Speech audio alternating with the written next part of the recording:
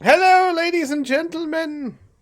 I don't know if we recorded that or not, but OBS kind of froze, so We'll find welcome. out Yeah, later. welcome back to Curse of the Crimson something or other.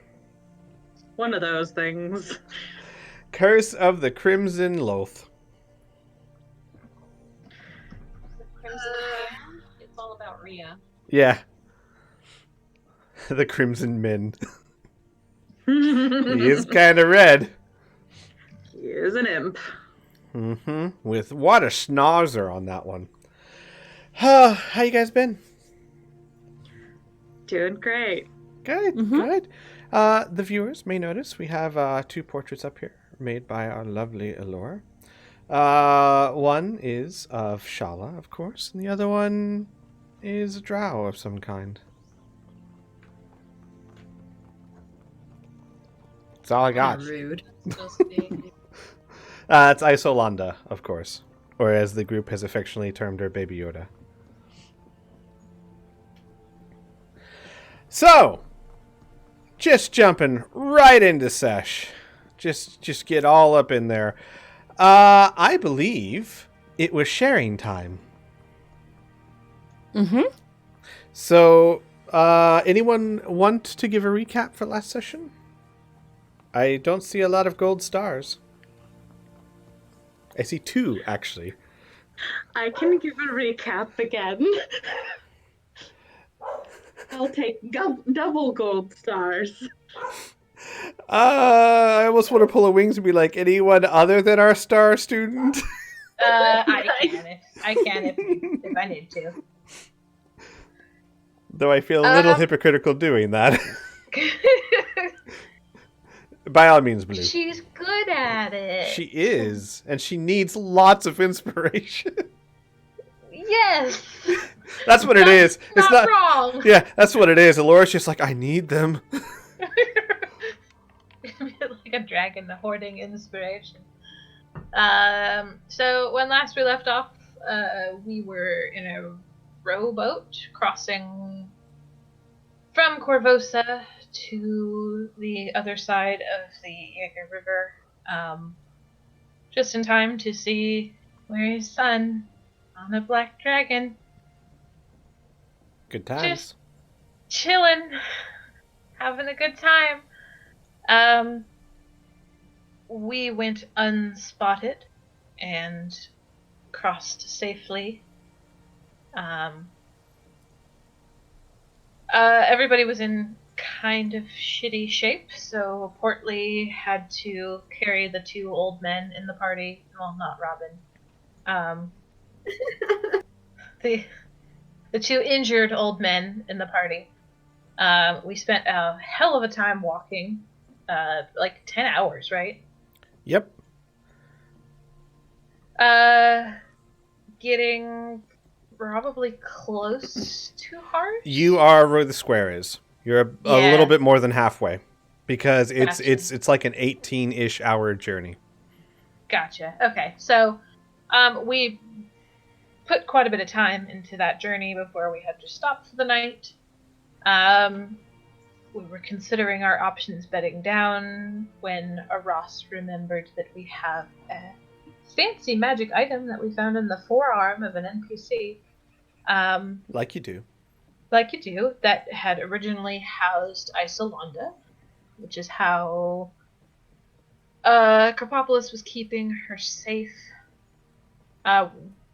We found out that somebody is trying to scry her, and in this particular instance, she was able to resist that effort.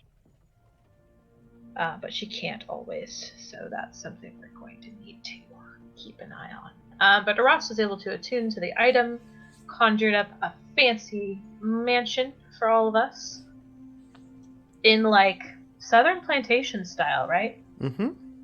Okay.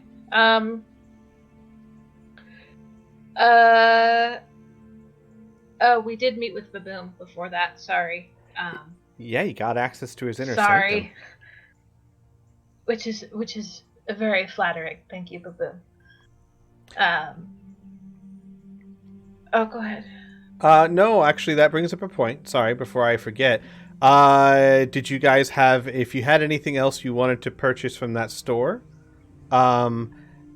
If as I trust you all as players, I think you can see that in that link I sent you, you can actually erase things, right? Really? I didn't see that. Did we? It might just be me, but no. If you click out here, let me throw the link to you guys because I think you can. It might just be me, but I doubt it because it's not really that kind of link. If you go to the store and look at the item, you'll see a red trash can sign next to the price. Nope. It's just you. Oh, it's just me because I'm special. You're so You special. are special. But that's Steve. weird. I'm not even logged in. How does it know it's me? Magic. I guess Mhm. so. Well, never mind. If you want to Magic buy knows that. something, tell me and I'll delete it. Okay. Sorry. Please continue, Murray. Oh, no, it's fine. So, a quick rearranging of events. I forgot we saw before we did the mansion. So we see Baboom. We get access to his inner sanctum, which is kind of cool. Thanks, dude. Ross makes a mansion. We all hop in, do our thing. There's a very overworked imaginary butler who I adore. We eat. Robin goes exploring and finds a room. A perfectly It normal doesn't- room. Doesn't look like all of the rest of them. And it has an imp in it. Mm-hmm. The great and glorious Who- men. Sure. Who claims to be there to protect her from a demon. His story, as he tells it, is that he was essentially conjured by Aras's father. He was conjured to contradict a contract made by her mother, who had essentially offered up her firstborn, which her father didn't like, so he conjured Min to keep her safe. Yes, very close. She offered up her secondborn to save her firstborn. Oh, that's right. I'm sorry. Firstborn daughter. My Correct, bad. Should yes. clarify. And Min is somehow, he wasn't very specific, but somehow preventing Aras from being the fulfillment of said contract.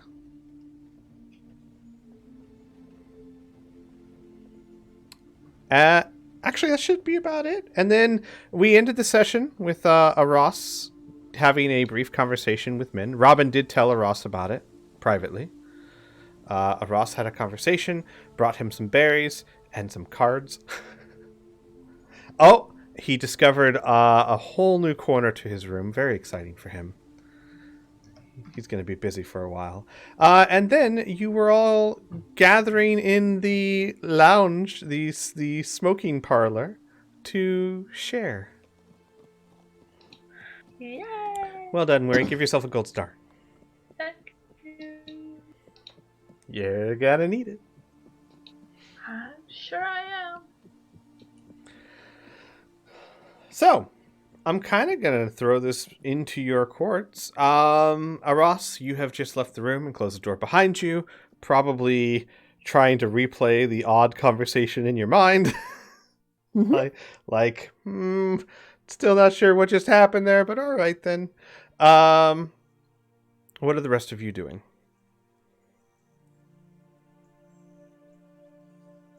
Now that Amelia has returned with Robin from the fucking labyrinth that is this mansion, she's going to find an empty seat to sit in, and she's gonna sit in it.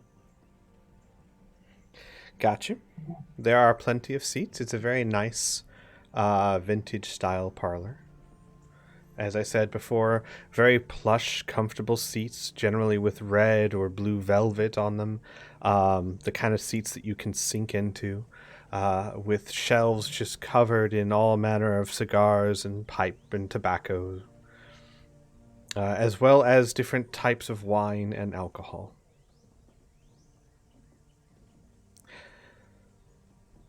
And yeah, because that's the thing that did happen sometimes. And also a rack with smoking jackets on it, which are like satin and silk bathrobe type things.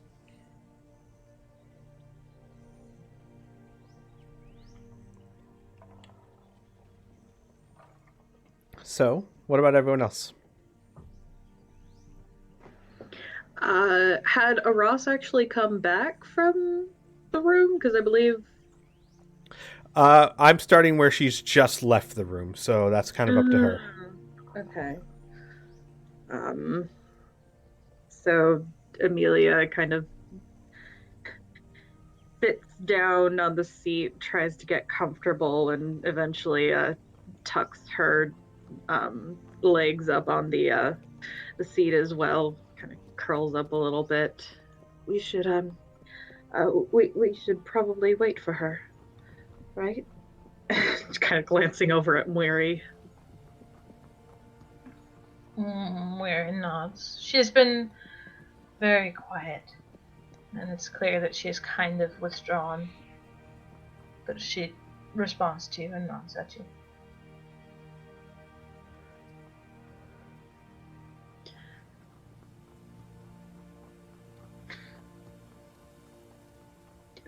Amelia just kind of settles and kind of twiddling her thumbs nervously.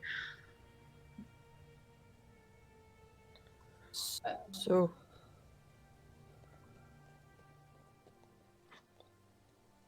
if nobody's gonna do anything until Aras shows up, Aras will walk in and close the door, and then just stand for a bit with her back against the door. And along with that, unless you want to have them already returned, I think Rhea and Shala had gone off to put Isolanda to bed. Yeah, they would come back probably before Ross, given what she's been through, or what she was doing. They would come back with Isolana asleep and sound in her bed.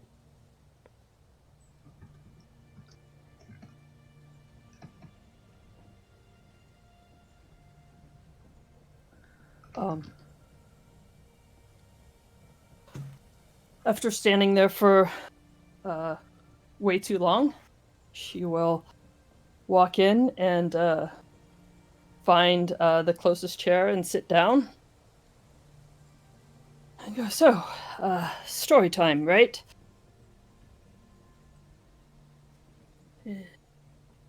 I can go first. Slowly.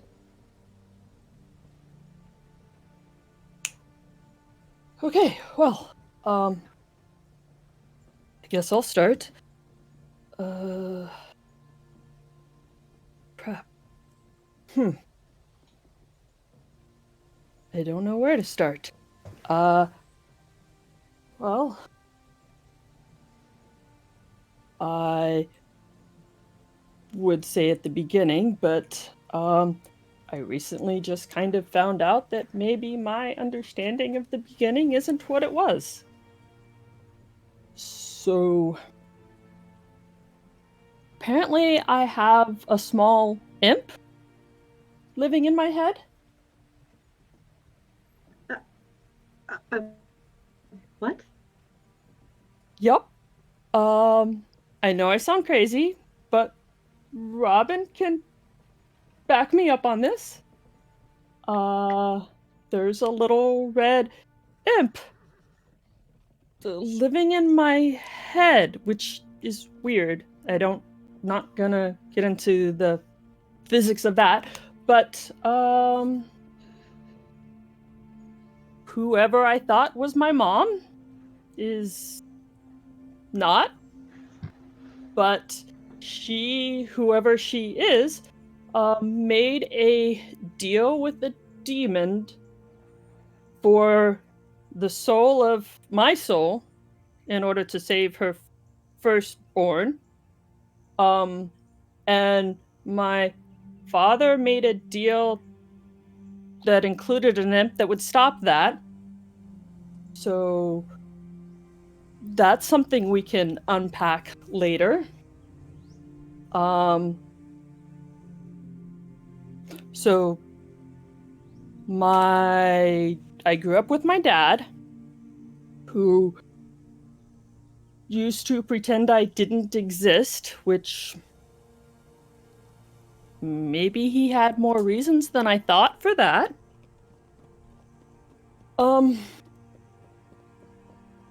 And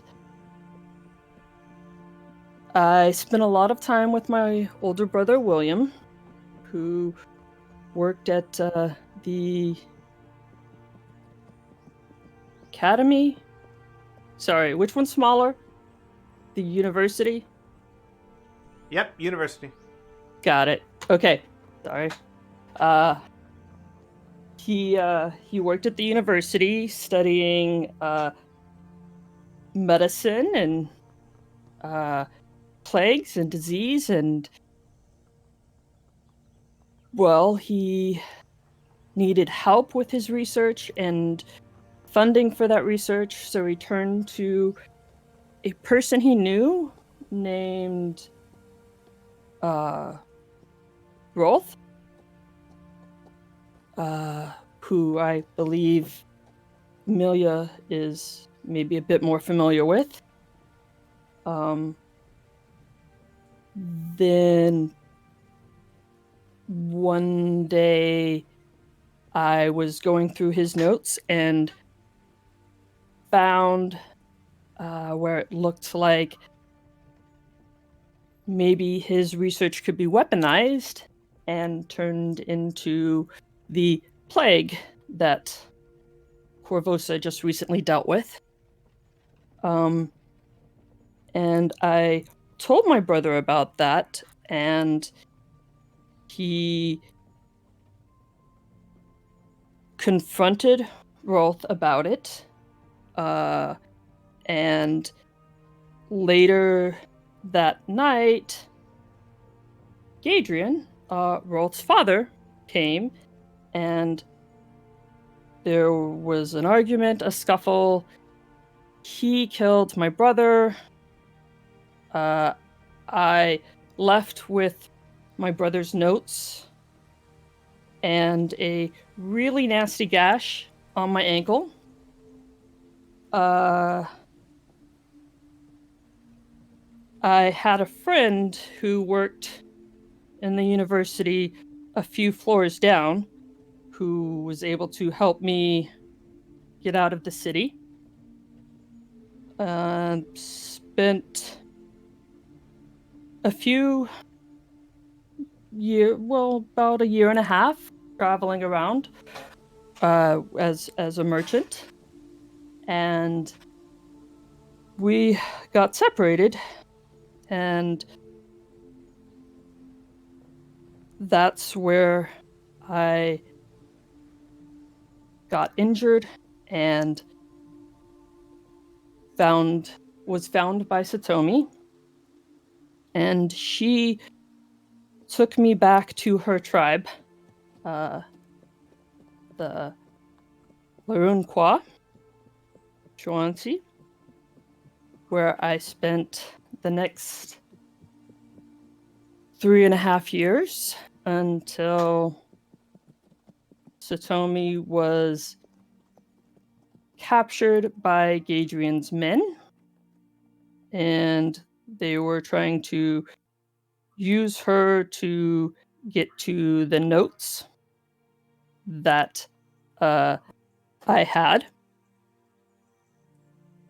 And so I left the Shawanti to come back to the city, and that's where I ran into or first met Mori and Amelia.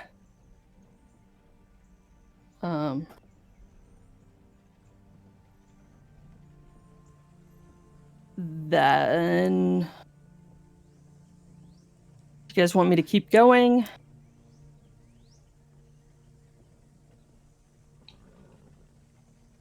Amelia looks over at Moiri.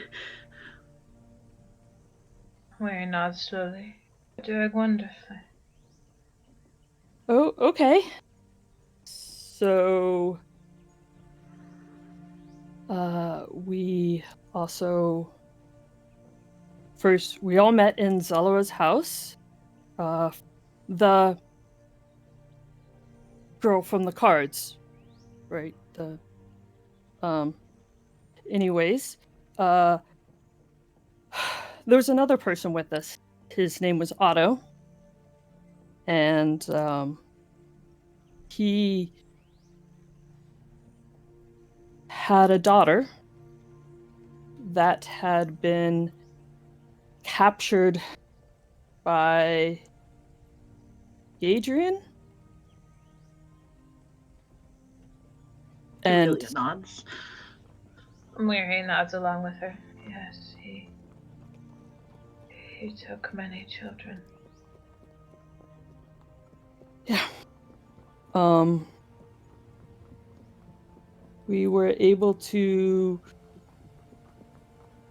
track them down to a wharf, where they were selling these really disgusting fish cakes. It was a bunch of kids that, that you've all met. Adrian was using them to pick pockets and steal and sell drugs, and sell these awful fish cakes. We were able to,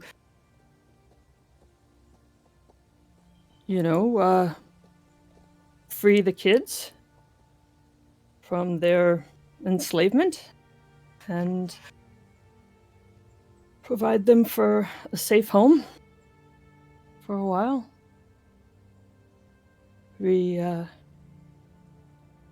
Reopening the orphanage.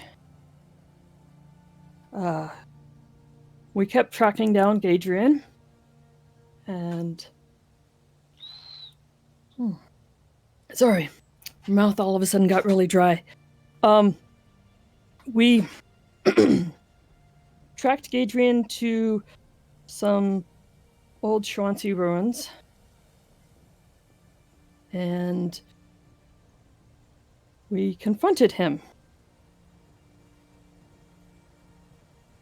And he just threw a fireball that took us all out.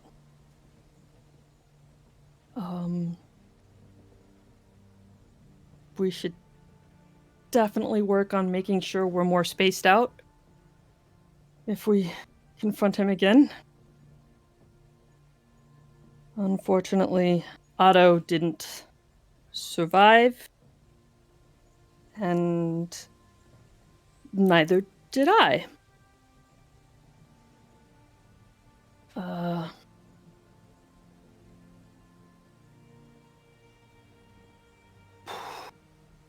So, fortunately for me, Thousand Bones had been captured down there in the same place where we confronted Gadrian, and he was able to reincarnate me into a bit sturdier form.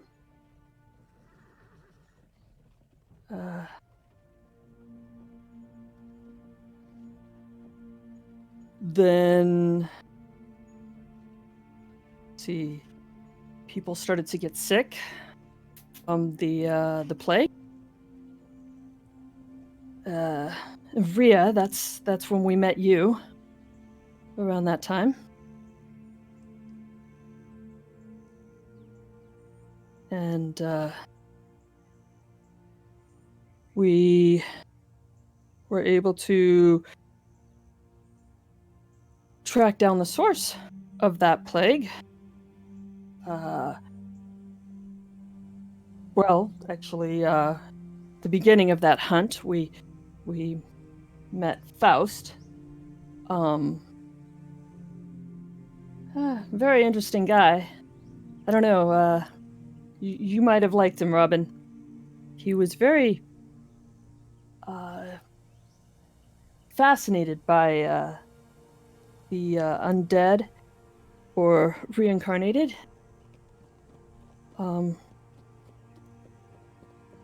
Unfortunately, when we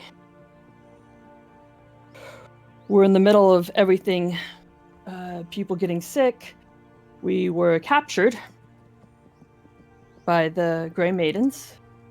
Actually, it was the city guard, right? That stopped us on the bridge? No, it was the Grey Maidens. You were surrounded by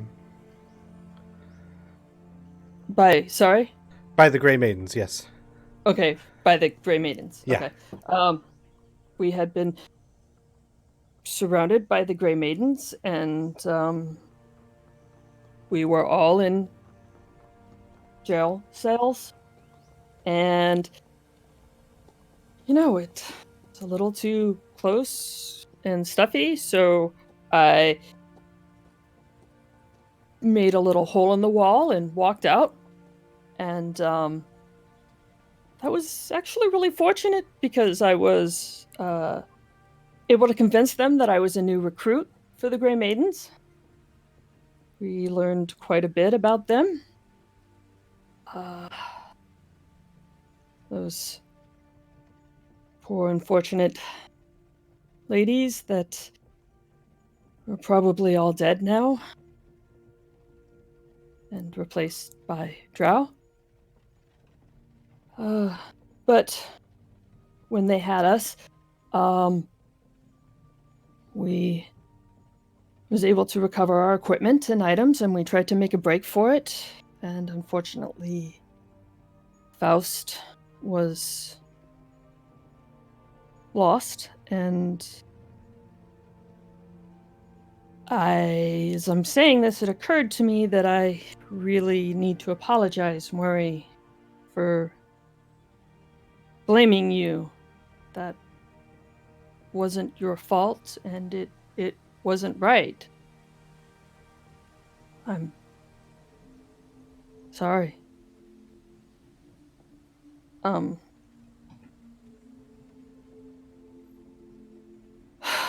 He was killed, and Freya, you met Freya, Robin, right? He nods. Well, she was Faust's sister, and after he was killed, she came looking for him. And, stayed with us for a while.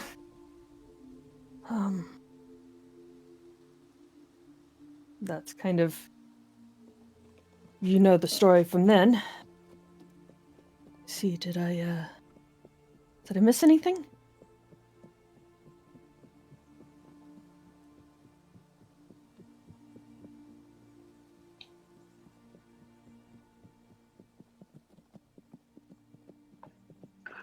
I think you covered everything. Most everything.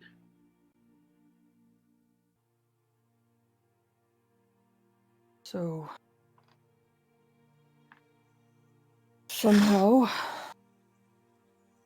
along the way, Adrian went from being a person to being the queen.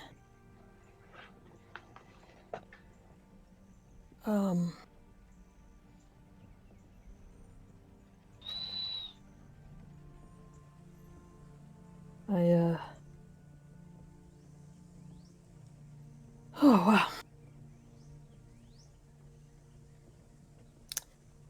So we get to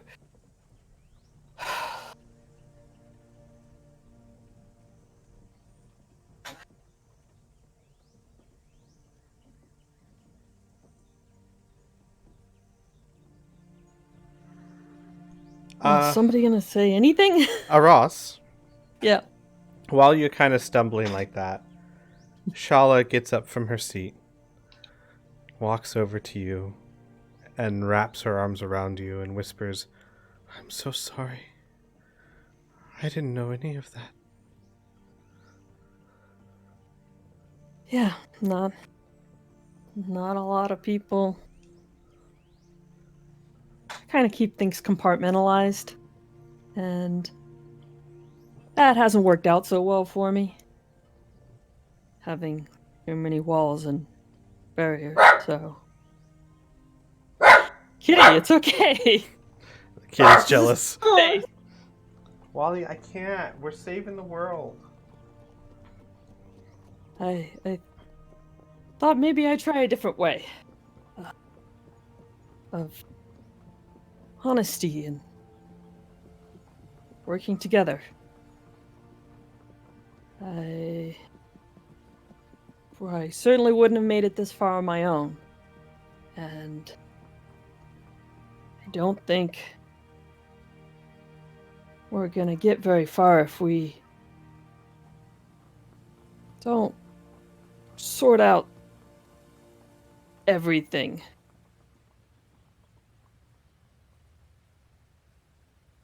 Shala, appearing a little self-conscious, like she just realized everyone's watching, kind of bumps her forehead against yours and quietly but quickly walks back over to her seat by Rhea.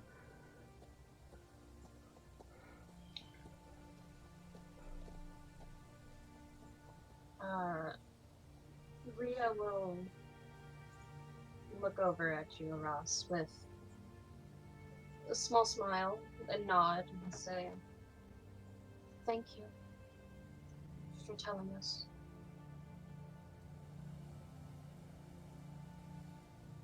Yeah.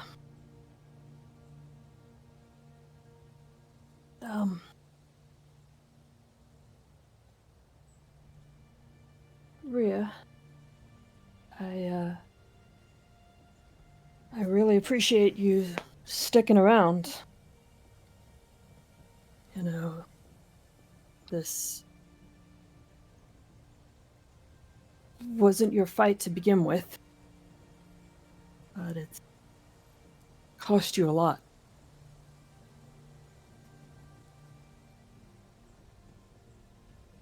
She shakes her head. No. I still have a job to do here. And this was my fight as soon as the order sent me. I don't regret that. I really don't want to see you lose yourself and what you stand for. I can't have you lose what I would call your innocence. Kinda need that. You're a reminder of the good stuff out there. The reasons why we put ourselves through this. And we've had a lot. I don't want to see you lose that. Not for us. Not for... Yeah. And sure will look up at Shala as she says that, not wanting to say that, but... Shala's eyes look on you, but roll me an insight check.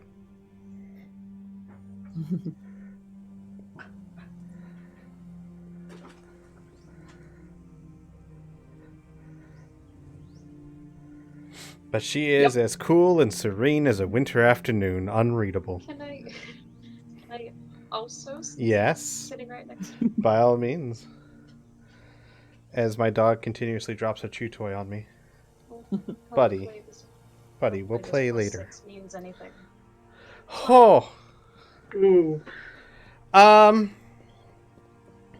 She is as cool and collected as a winter afternoon. However, as close as you are looking upon her and knowing her as well as you do, this is what Shala does when she's attempting to maintain composure. She's very good at it.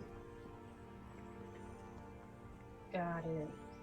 So Rhea will just casually reach over and take her hand and give it a squeeze. Shala will give you a small smile. I said a small smile. Just a small one. Critic. I'm sorry. Yeah, but she doesn't say anything.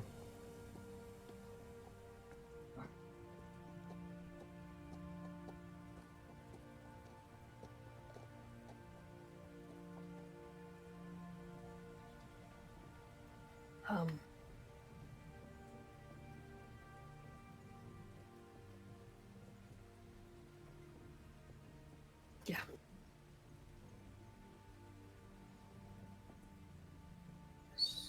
So,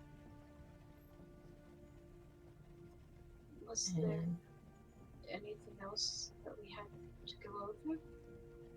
And she'll just look around the rest of the group. I wouldn't mind a few details, Shala says. About... well, if you'll excuse me, Mr. Robin, but yourself, and how you came across ISO and what they intend for her. You mentioned something about the mother wanting her?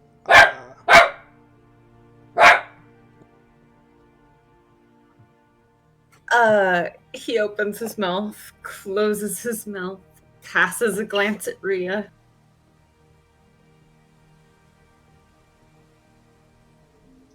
She just smiles over at you, nods. He nods back. I mean, I don't really know much. She's a vessel for Mother.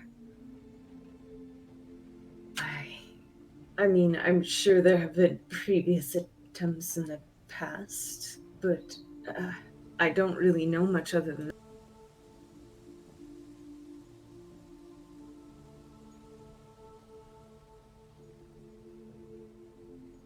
Yeah, by all means. Go ahead. I don't know, Robin, are you hiding anything? He doesn't feel he's hiding anything. It's a vessel for Mother. He's sure there might have been previous ones. Mm-hmm. I hope you can feel me squinting at you, Wings. Yes! Everything's fine. Mm-hmm.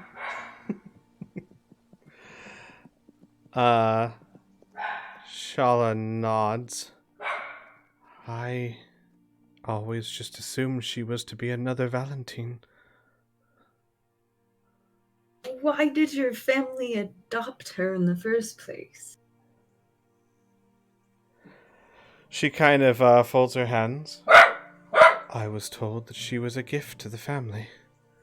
I guess I never really questioned it because, well, I liked her being around. And in my life, you don't question when small good things happen. I could see that, but my assumption is a gift to the family meant you were honored to watch over her until the day came. You didn't hear them talk about any specific age. How many drow visited her? Shala shakes her head. No. My family didn't really talk business very often in front of me. I wasn't considered fit until Well, you all were supposed to be my initiation of sorts. Perhaps if I had finished my mission with you, I would have learned these things. I will never know now.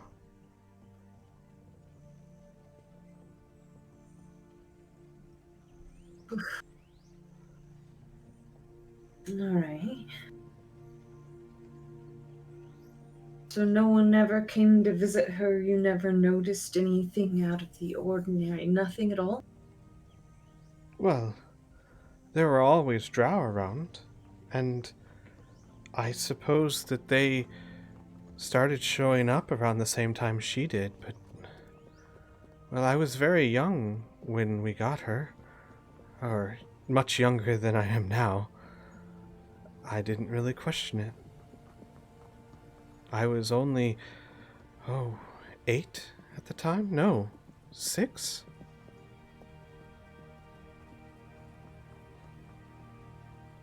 But we got her as a newborn baby. Do you know anything about her parents, or She where shakes she her came head. from? No, I don't.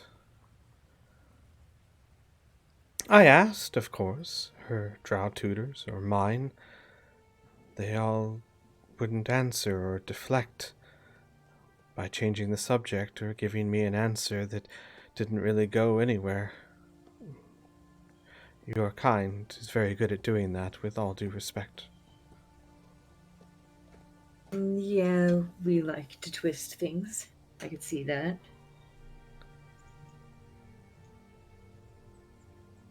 He splays his hands. Then you have about as much information on her as I do. I mean, we've always wanted to bring Mother back into this realm, but I didn't expect this to be a method. This is... I always just kind of assumed Mother was like any other deity, not walking on the world. Sorry, religion isn't exactly my forte. But from what I understand of the gods, they either choose not to or can't walk among us, right? I feel like can't can be twisted depending on status.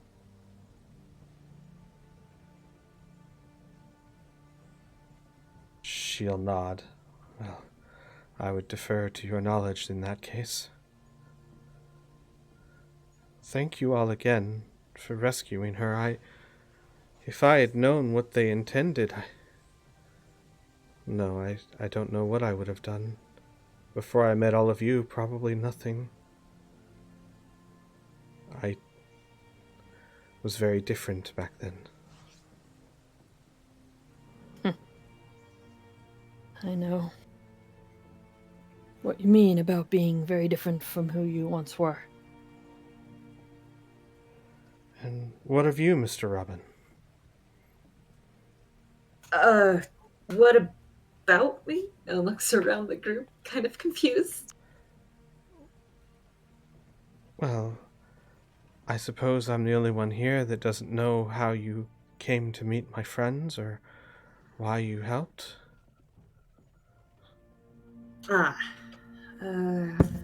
Carlo went missing. We had been spending some time together for the last few years, and he spoke very highly of all of you, and kind of motions to the entire group, looking them. And so I waited the only place I knew they might eventually show up, and they did. I gained their help. I freed Van Carlo. Now I find myself with other obligations. And smiles at Amelia, smiles at Rachel.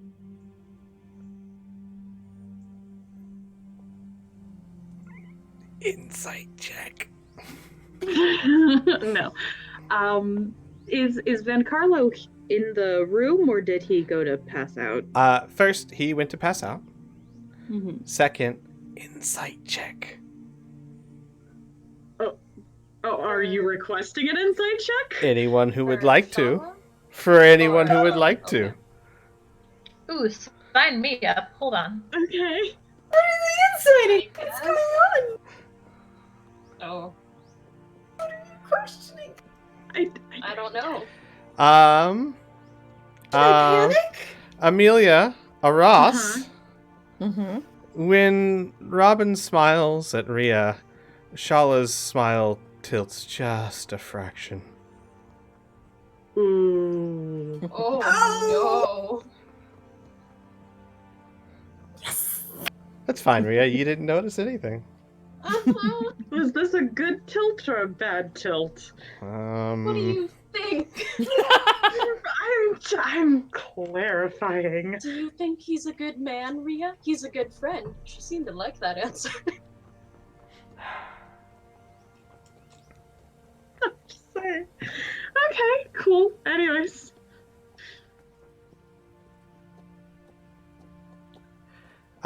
Cool as a cucumber, she nods. Well, I see. Thank you again.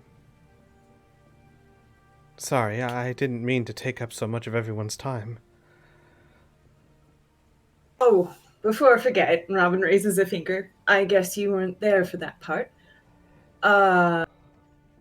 Looks a little uncomfortable. I'm very dead. Waits for a reaction. I see. Smooth. That must be very difficult for you. Oh no, I found it nothing but beneficial. Really? Quite. I don't have to eat, drink. I rarely have to sleep. I can keep going for a few days before I tire. Yes. I feel things a little bit differently than other people. I was aware that Drow did utilize undead, but I didn't know they utilized... Well, I thought that they were mostly mindless. I didn't realize they were so... well, alive, if not in a literal sense. Oh, don't be mistaken. I was specially made for someone. I see.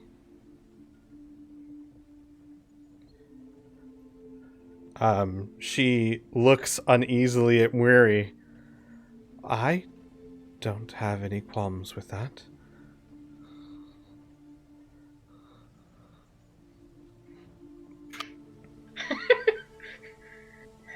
She remembers quite a few times Weary had big problems with undead. Burned down whole buildings, actually. That's fine. Yeah, it's fine. Yeah, she does not appear to be upset by this at all. Shala nods and looks somewhat thoughtful, but stays silent after that. Is Kerpopolis here as well, or did he pass No, out? they are both Okay, good. unconscious because Hmm. they've been through some shit. They need sleep. All right, good to know. So after a little bit, Amelia will eventually pipe up. I suppose you weren't here for the announcement as well. And she looks over at Shala. I suppose you need to know as well. I'm dying. Her eyes widen in pure shock. All facade dropped. What? Amelia, legs still kind of tucked up into herself, gives a very unsteady smile to Shala. Well,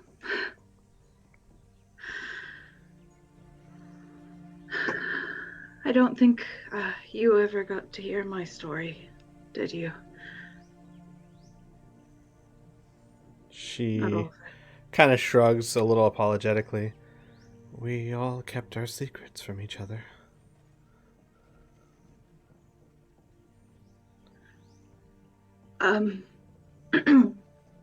Well, and she starts to glance around the room and then looks down at her hands instead. Like Aras said, I am fairly familiar with Rolth, or was.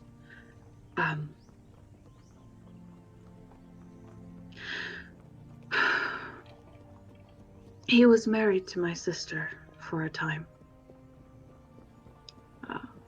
Before he turned her into an undead and murdered her.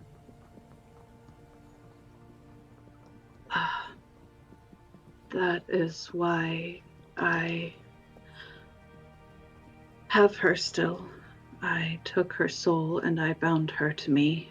And because of that, and she pulls down the scarf around her neck, this has been building in me for a little over 2 years now.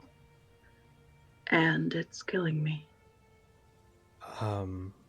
As you pull that down and reveal the very nasty bruising, Shala, whose facade is still completely dropped, unsteadily walks over and,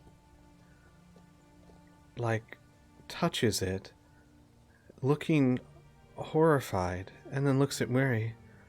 Is there nothing we can do? There is always something to be done. And I am devising a treatment plan, but I cannot treat the root of the problem. I can only delay. Give me a second here. She rolling an Arcana. Wisdom save. Oh no! Oh no. Her eyes grow wet as she looks at you. Amelia. I'm so sorry. I didn't know. No, it's that's not your fault. And she grabs the hand that had been touching her throat. I kept it from everyone, not just from you. It's not your fault that you didn't know. God, my mother doesn't even know, and she's lived with me like this for 2 years. This isn't your fault. This is mine. This much? You've been in this much pain, and yet you've still done all of this? Found me?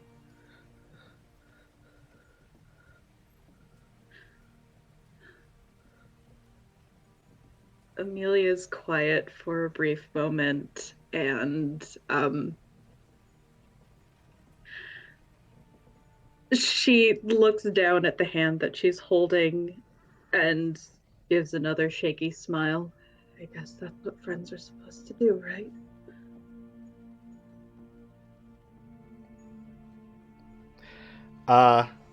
Tears start freely flowing. No, not friends. Sisters. Oh, no. Oh, hang on. I need to do a thing. Okay. Cool. More crying. It's just what she needed. So yeah, Amelia starts crying as well. Trying really hard to wipe away at the tears and just failing miserably.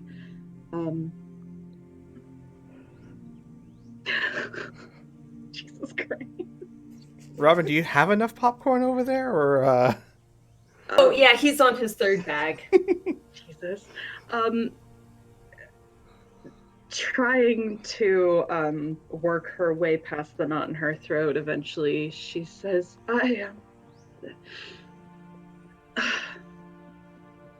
Annika's soul was fragmented, I guess, when she was turned, and Rolf had a piece of it. It was in the ring he was wearing, which I have now, and then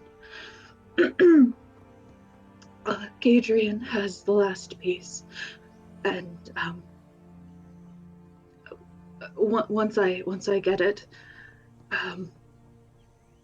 she should be free to. She starts to say something and then pauses. We should be good to separate her from me.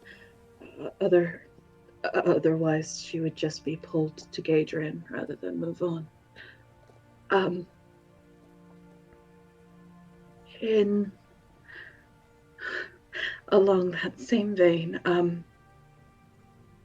and let me just. Oh, cool.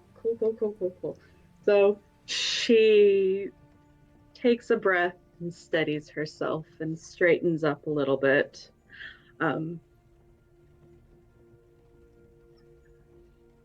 She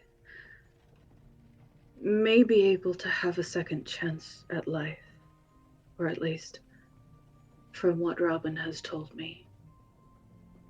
And she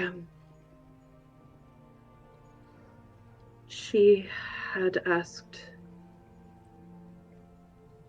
for your sister. Shala's eyes widen again. Camille? She nods very slowly, somehow managing to meet her gaze. The vessel has to be a living individual, and Annika asked for her specifically. But as you can see, that didn't happen. And I just... Why her?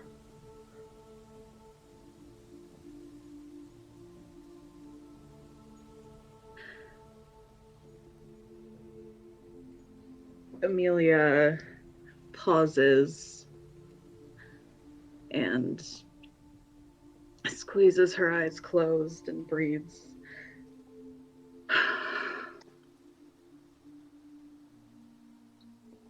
I suppose it was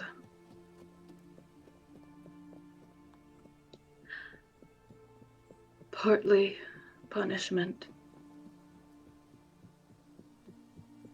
for what she has done to us, to you.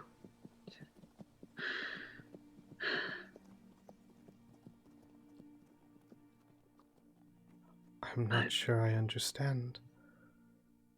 That wouldn't be a punishment to anyone but me.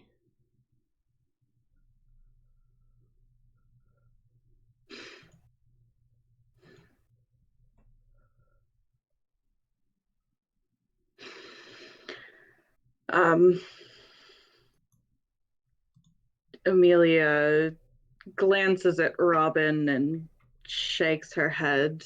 While she was alive, it would have been punishment. And she lets go of Shala's hand and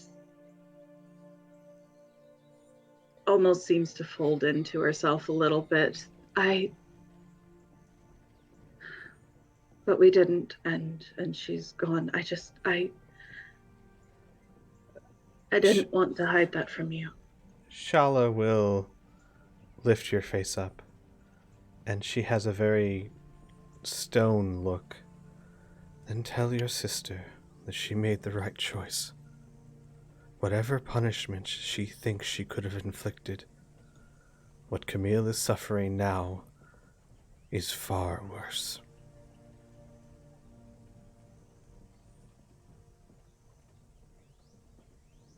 And she then gives you a very tight smile and then starts walking back towards her chair.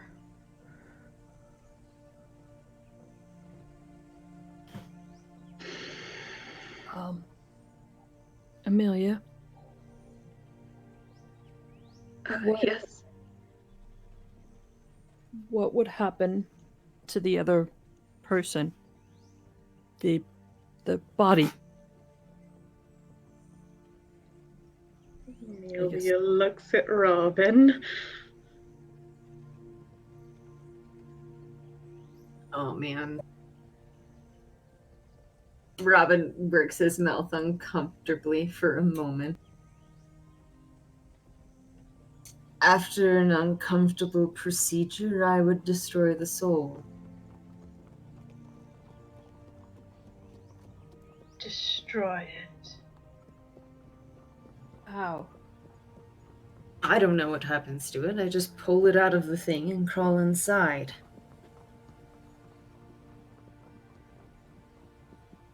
Why does it have to be living? Because that's the only way I know how to do it. Because that's the only way that's ever been done on me.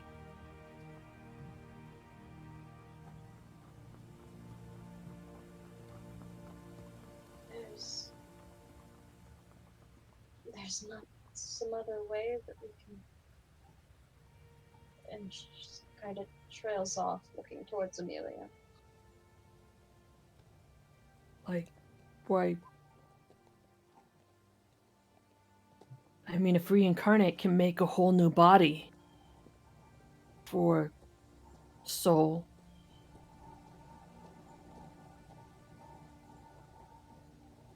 is there a way that we could do that magically, or do it with a body that had expired? I mean, guess it's kind of the same if you rip the soul out and it just goes away as killing somebody. Unfortunately, the method I use, they have to be alive while I script their veins. I go in and I'll do their bones, and then I'll move a few organs around. In the end, resulting in being capable of pulling out a soul and attaching a new one. There's no other way I know how to do it. I'm not familiar with life. I'm familiar with death.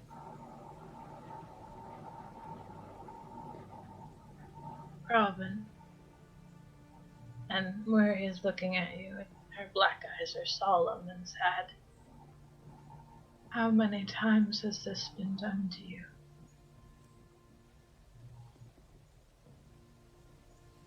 Myself?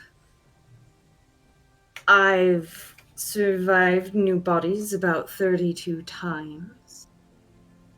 Maybe kind of ponders over the years, tilting his head left to right. 8 or 9 for me. The rest I have leapt into with the aid of someone else.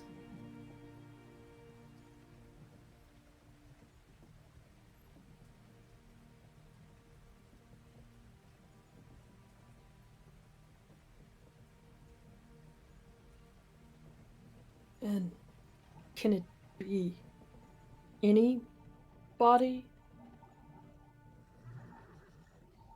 He nods. I specifically choose mine and replace it about every 300 years or so. But I've been picky. I imagine I could perform the procedure on anyone. Unless if you're into killing Amelia and bringing her back, you might know someone who can do that.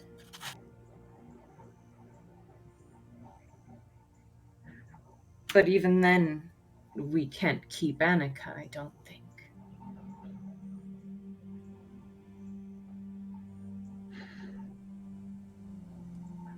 Amelia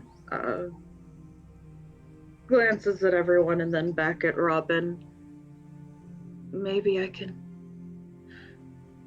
try and modify it. I'm not a necromancer per se, but I've worked enough with constructs. He opens his arms. You are welcome to try. Worst thing that can happen is I wake up somewhere else a few days from now. It takes me a few weeks to get my shit together.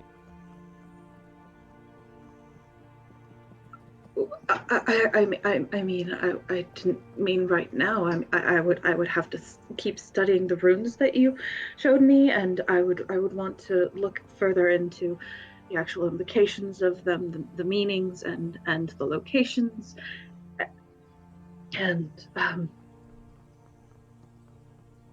He's just grinning, so happy someone's taken interest in his hobby. She pauses as she catches the grin and goes a little red. I wouldn't want to just experiment on you. That could destroy your body.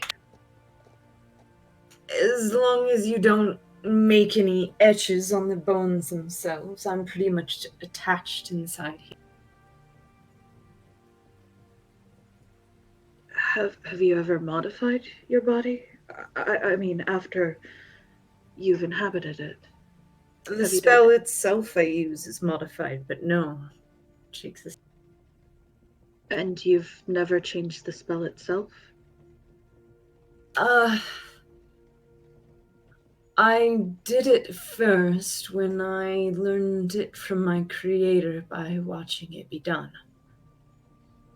And then later on, I had to alter it so that the creator didn't have to do it, so that I could perform it.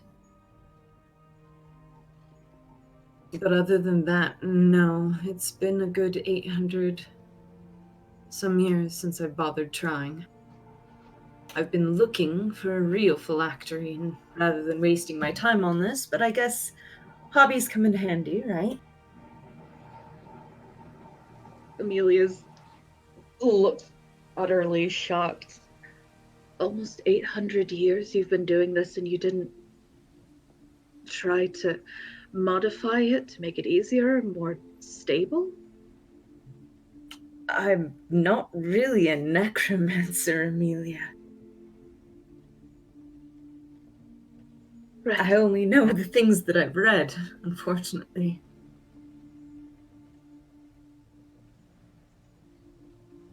Right, of course. He winks and says, "Drow tend to compensate."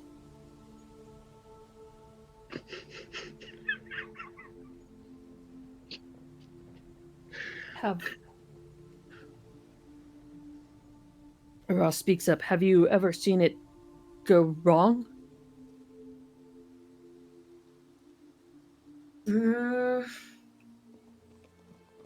My creator was extremely skilled. Small hands. Not from her, no. I've had times where I didn't stick, I think. But I can't quite remember because by the time that hit, they were already cutting me open, so...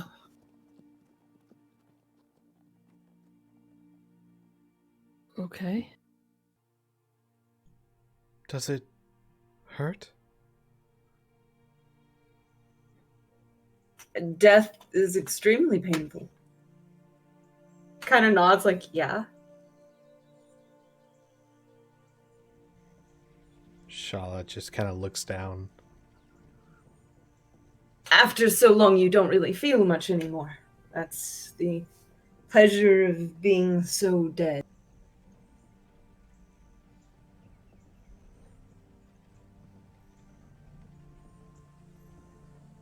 So, what's the goal?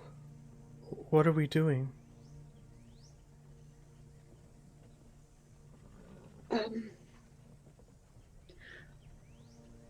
Well, my end goal, I guess, is to get the last piece of Annika's soul from Gadrian. I don't know what it's attached to. For all I know, it could be attached to him the same way she's attached to me. But, I had thought that, if we were able to find her a new body, then maybe I would be able to untangle her from me, and she wouldn't be left to the wind only to be taken back to Gadrian. If she had some other anchor, then she would be safe.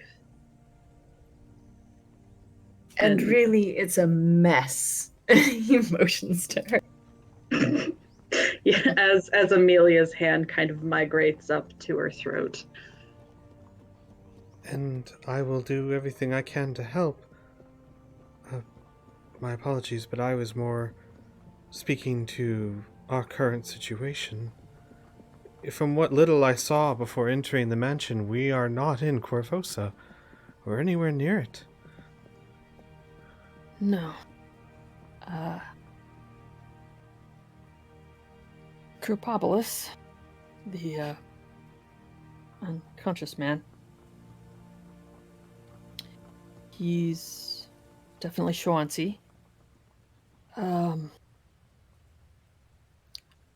Somehow Gadrian is tied to Mother?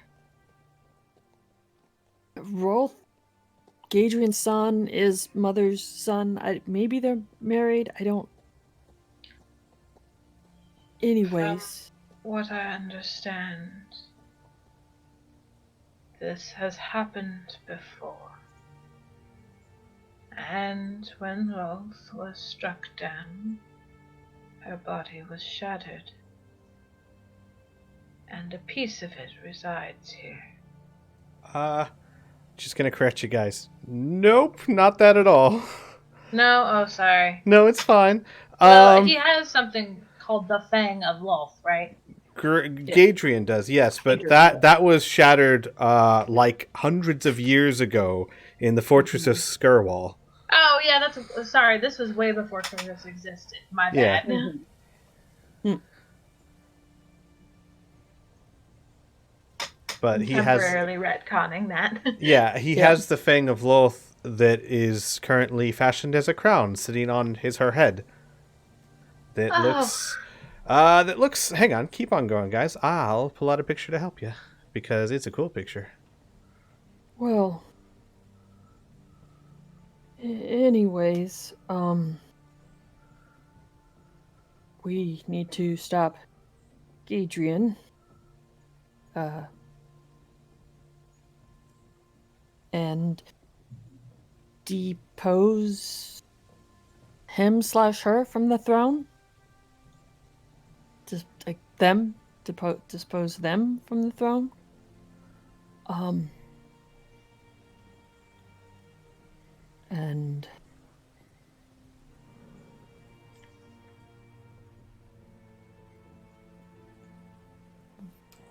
And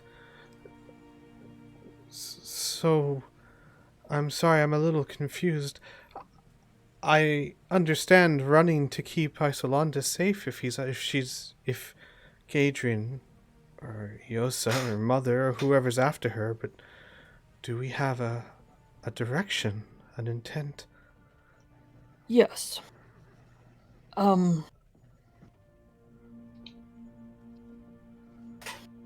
The guy that can depose the queen is hidden with Van Carlo's friend up near hers. No. The guy that can depose No, you have the guy that can depose the queen. Oh, Topopoulos is the guy that can depose the queen? Neolandis is the one that by law can depose the queen. However, I will let most of you know, most of you probably figured this out by now, given all that's happening, you're not quite sure how law-abiding Eos is going to be if it comes to that. Like, oh, shucks, you got me. All right, I'm stepping Yeah. down. Almost like she's replacing the guard with her own private army for things or something. I don't know. Dismantling the government bit by bit. I'm sure if you walk up there with Kerpopolis, she'll step down and hand you the crown. Yeah. Definitely. Seems Which, by the way, that lovely crown, the Fangs of Loath. Hmm.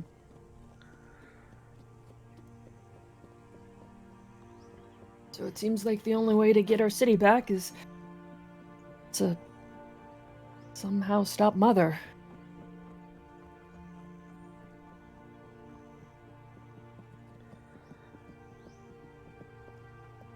And the only people that know how to do that would be the Shawanti. Shala nods. Looks a little confused, but nods. I see. Well, you lived with them. You must know where they reside. Oh, yes, I do. They're a bit nomadic, so they tend to move around.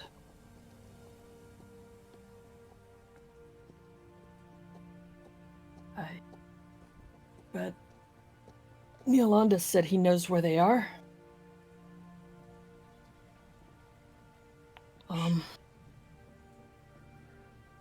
Am I wrong about that? Nope, he knows. Well, he says he knows where they should be.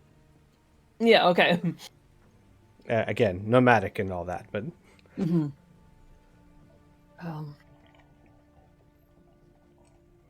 But once we get there, it's not like they're just gonna trust us and tell us all their secrets and stuff. They don't really like outsiders, especially Corvosans.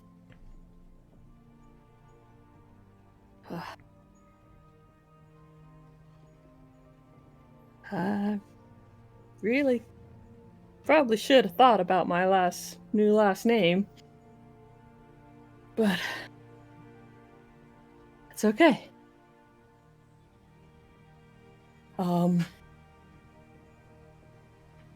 When we get there, well, we will have to earn their respect somehow. And that means before we get there, we need to make sure everything between us is resolved. Can't exactly go home and say, hey, everybody, I brought this group of outsiders into your private inner life. And, don't mind the squabbling.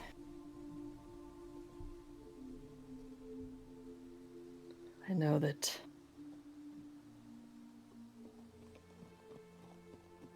all of us have our reasons for being upset.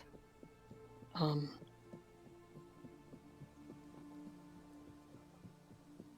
don't...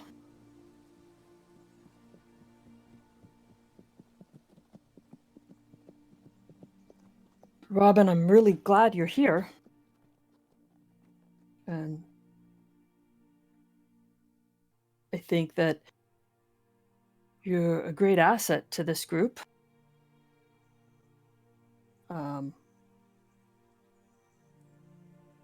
Don't think, I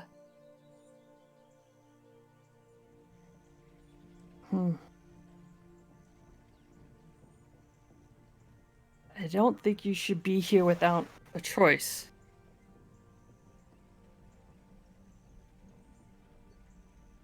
That, vial that Rhea has, I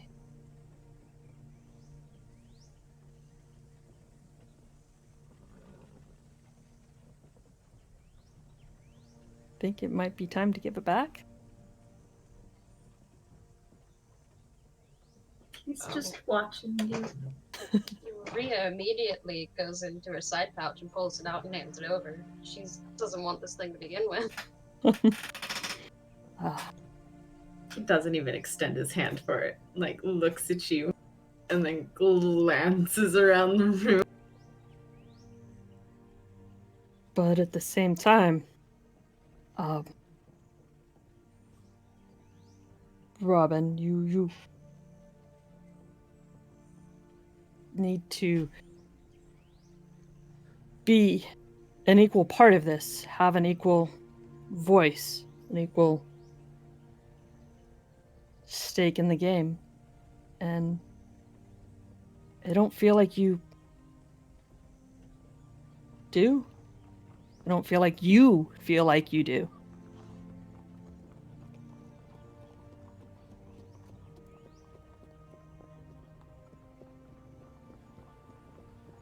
How so, Ross?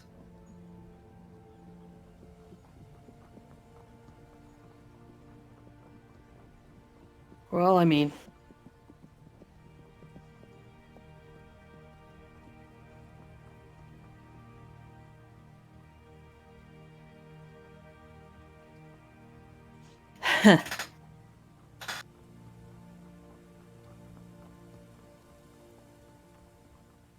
you,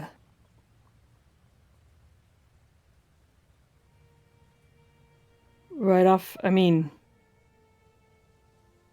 other than having the phylactery, you...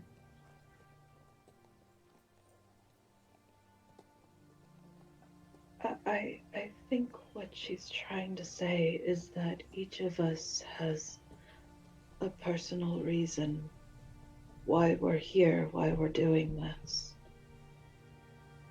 You've saved Van Carlo. That was your original goal.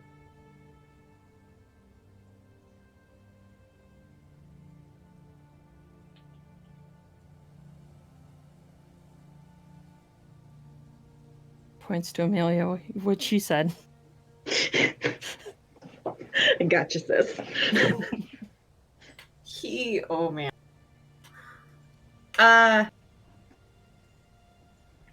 He leans back in his chair and looks like he relaxes a little bit. Says, so you're telling me that I need some terrible, tragic involvement to be trusted enough to be involved? No, that's not what we're saying. It's just. I can't just be here because I'm highly entertained. I mean, is entertainment enough to have a reason to risk your life? I mean, when you've been alive long enough, yeah. Usually. I have a few personal investments if you wish really for me to discuss them.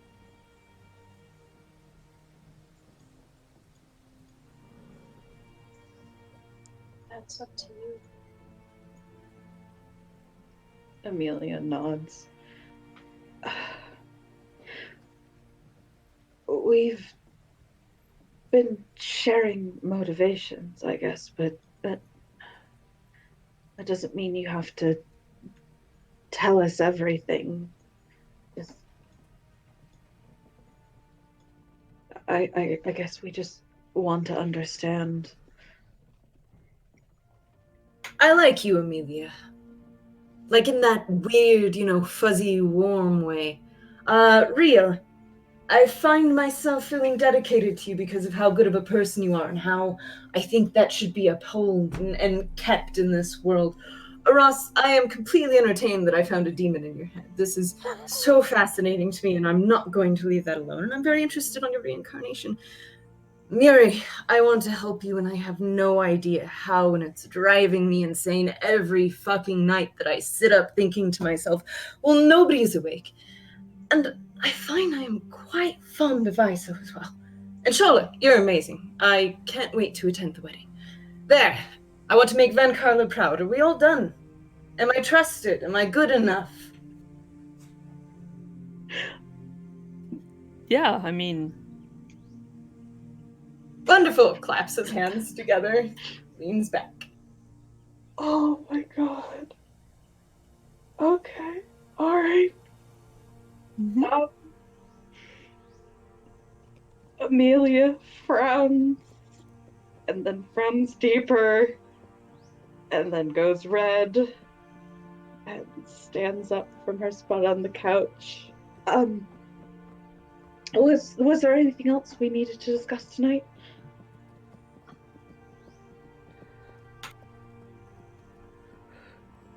Ria, Yeah.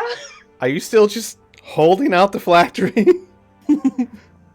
I mean, if he didn't take it, she probably would have pulled her arm back in, but she still just got it out, yeah. Gotcha. So at least not that awkward, just hang in there. Yeah. Gotcha. She pulls it back in.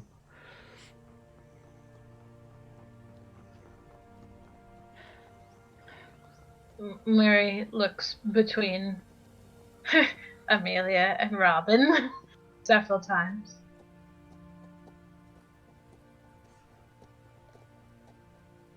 I suppose that is what is important.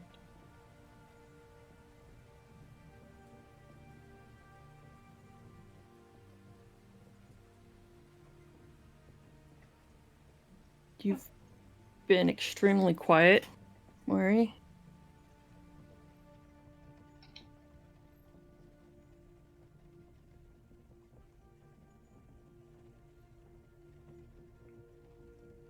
I find I'm having trouble finding what to say. It has been a long day, Ross.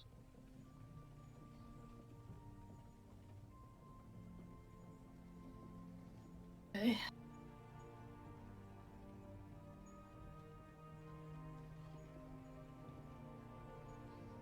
Shall I offer you my story too, for your entertainment?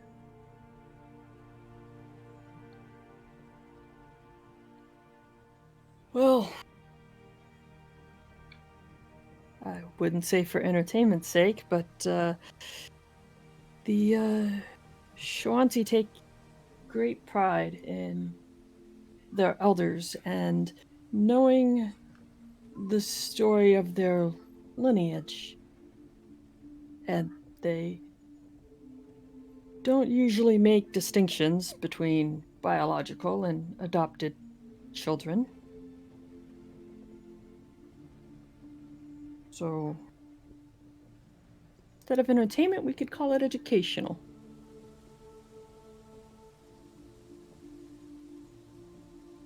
All right.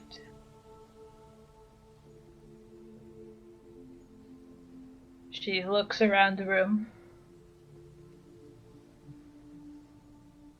I suppose she's trying to gauge if anybody else is trying to leave. Amelia, she looks at you. She has sat back down and is not making eye contact with anyone. She looks very antsy, though.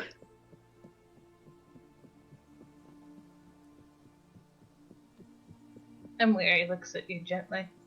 You don't have to stay if you don't. No, that's fine.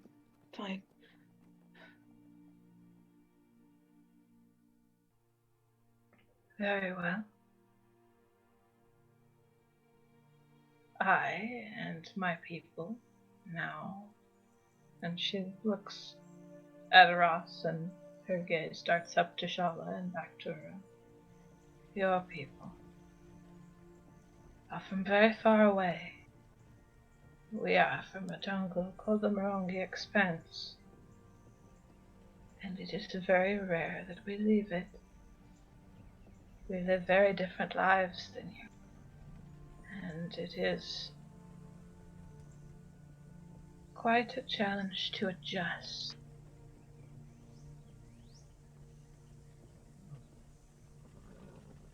You may have one grandparent still living. I have not spoken to them since. And she goes very quiet. since I had to deliver them some very bad news.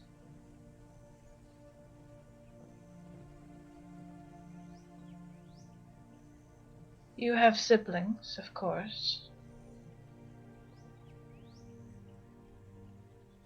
And they too I have not heard from in some while.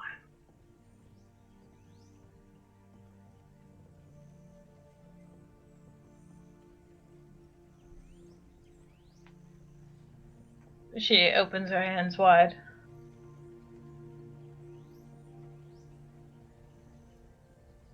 Do you have questions I can answer?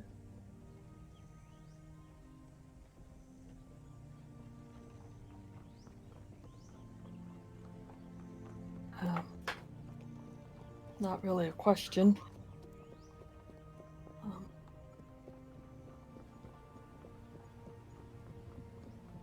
But when we get back, we need to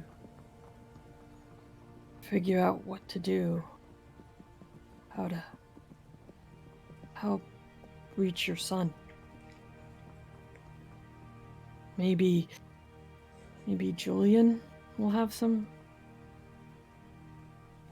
advice.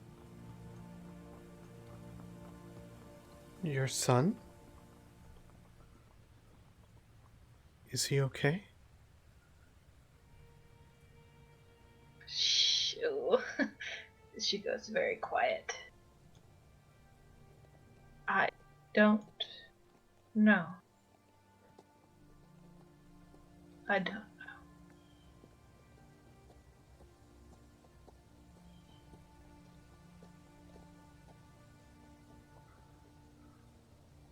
Do you know where he is?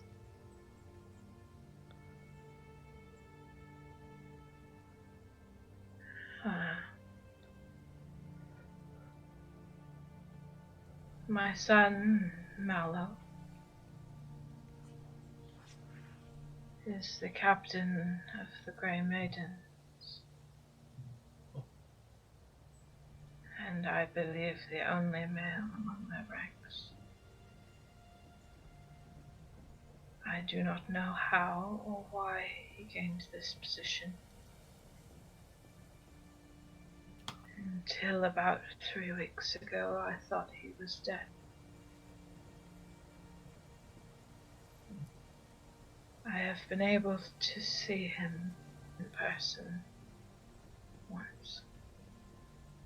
I have been able to contact him through magic, but he has recently stopped speaking to me at all.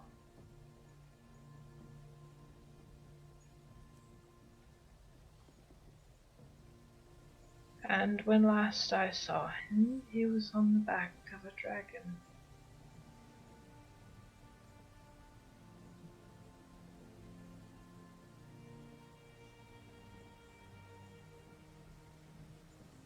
I don't know what they've done to him.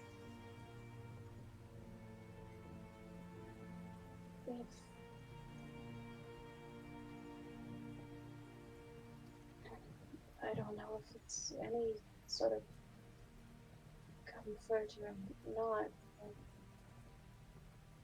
he did see us leave the city. I think the dragon was about to find us, and he pulled it the other way. I don't know if anyone else saw it. We should look around. I think you're the only one who rolled above a 20, actually. Yeah, no, I know this, but Rhea doesn't.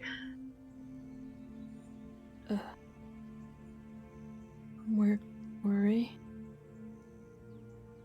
Why did you think he was dead up until 3 weeks ago?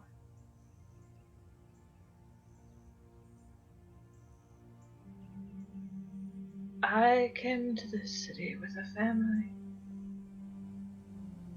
And it was here of all places that I settled, because it was the only one that did not try and kill me outright.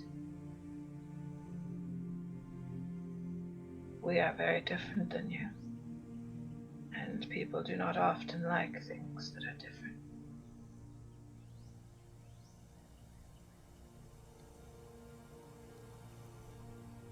My husband and I and our son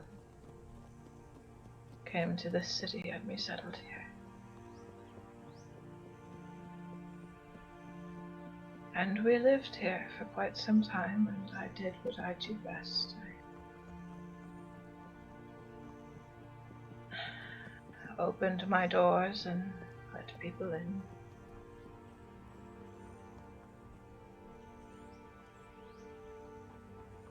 But my children started to go missing. They started to not come home at night. And the ones that went missing, I never saw them again.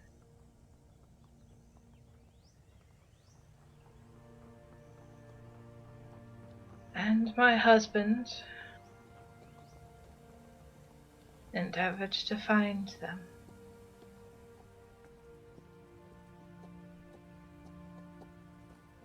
And he crossed paths with a very evil man.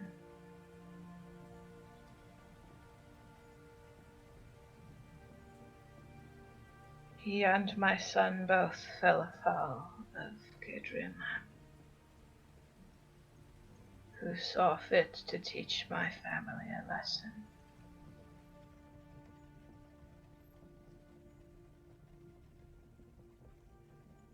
He came to my house, and he killed my husband. He stole my children, and he burnt my house to the ground. I did not see Mallow again after that day.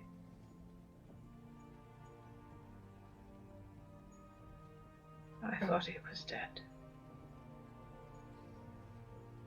Okay.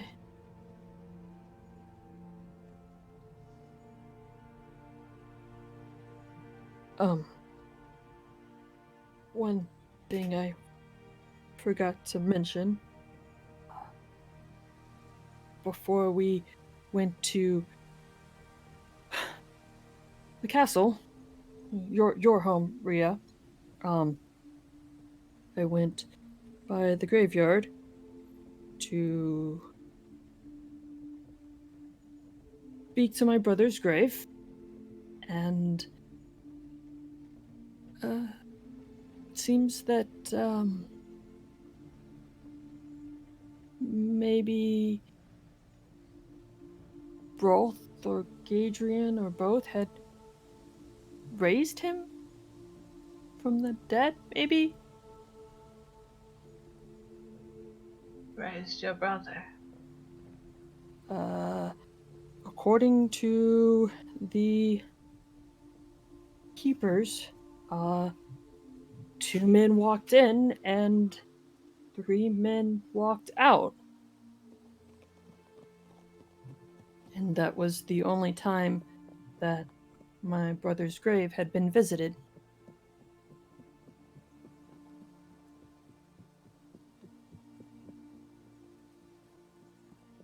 Rolf is a powerful necromancer. Amelia scoffs a little bit. He was never technically a necromancer, just made constructs, but yes. Sorry, I haven't really read enough on the subject. She shakes her head. No, I'm sorry. I'm just. Guess I'm still a little bitter. Not But- much point that he's dead now, huh? But when you said you thought he was Malo had been killed, I just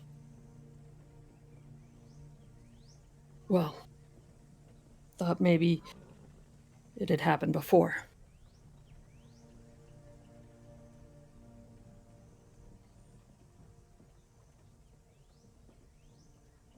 They're not silly. Mary, I know that it has to be very difficult for you to talk about. But if your son is working with Gadrian as a Grey Maiden, why would you keep that secret?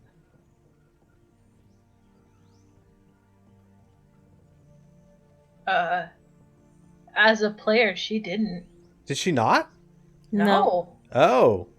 Mm-mm. I thought this was the first time. Never mind. Retconning. No. Yeah. Y'all knew this. It's not like I made the world or anything. It's Yeah. fine. Never mind. Shala would say nothing.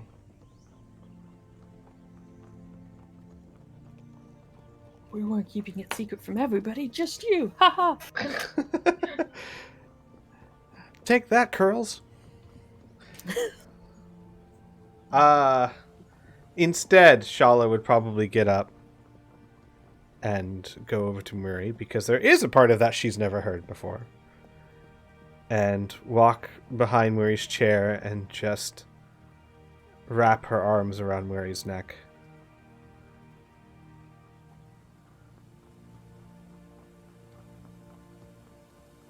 Murray will bring a hand up and pat her gently.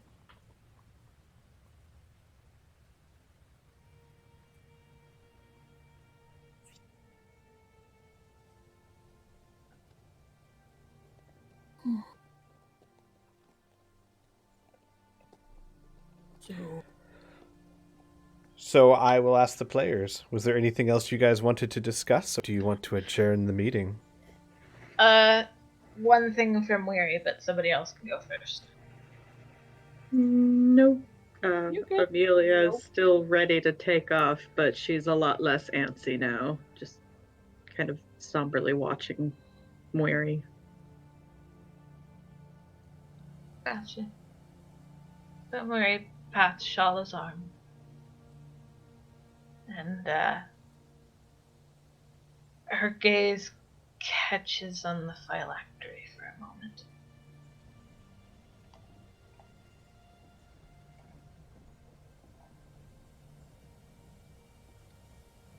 And if we are to be mending, I believe, Robin, I owe you an apology.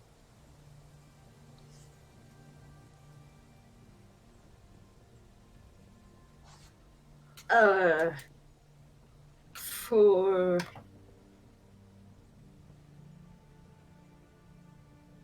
I, of all people, should not pass judgment on what gods have asked others to do.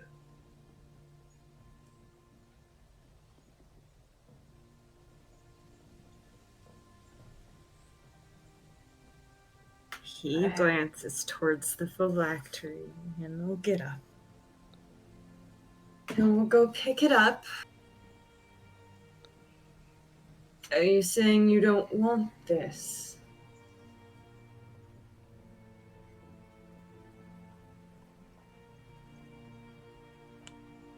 You really Mary think shakes I'll make good decisions? Do you think I lied to you?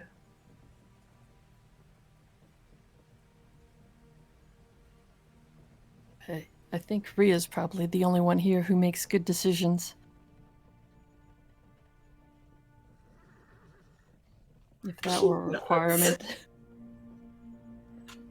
That being so accurate, he looks at Ria and holds. Nobody really wants this at all. Like, what if I turn against all of you? Well, then we're gonna be. Oh, go ahead. I'm just gonna say we'll be really pissed off. You'll be moving on to that new body then, I suppose. Yeah, alright, I can deal with that.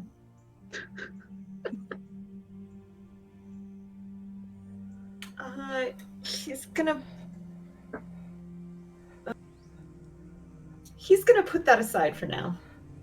Actually, Shala will start walking up to him as no one has made a move and they have expressed an interest of not no one's jumping at this phylactery. I'll take it. I don't Shala trust your ass. Shala starts walking towards Robin. Robin, I'm going to speak frankly. Will that insult you? Shakes his head no. You talk like a free man, act like a free man, but I've seen how you defer to everyone, the way you look at everyone for permission. I don't see a phylactery in your hand. I see you trying to hand someone your chains. And she takes it from you and smashes it on the floor. His jaw tightens just a little bit. If you're going to act free, you should be free, with all the responsibilities that entails. Right?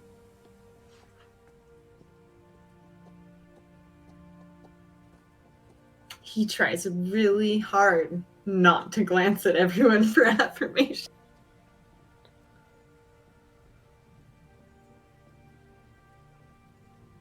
And he cannot answer. He just stands there quietly for a minute.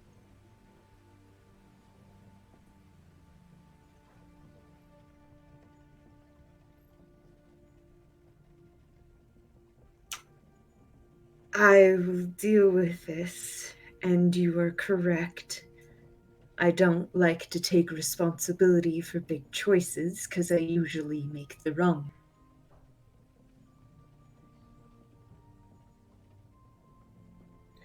She will step close and in undercommon say, "You made the right choice when you saved my sister.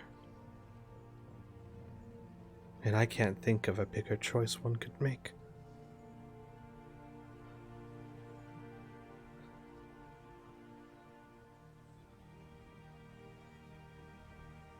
He nods.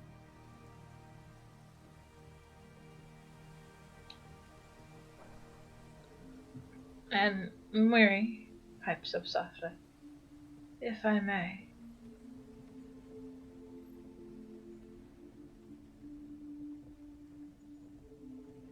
And looks to Robin.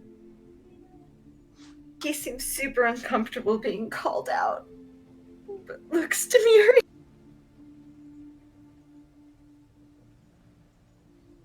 I hope you do not think that I lied to you, Robin, when I said that my trust in you had been tried but not broken.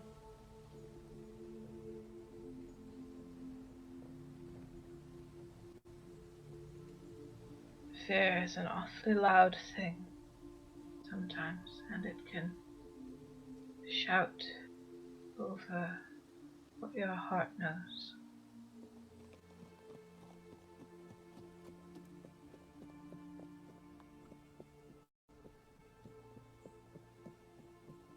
Oh boy.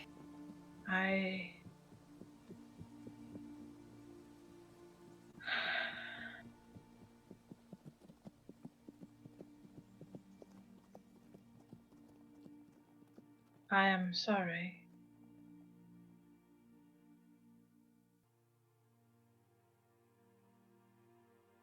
You can make it up to me by not apologizing about it anymore. The past is the past.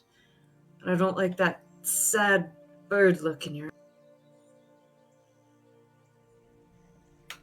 He I jokingly remember that. motions. Yeah.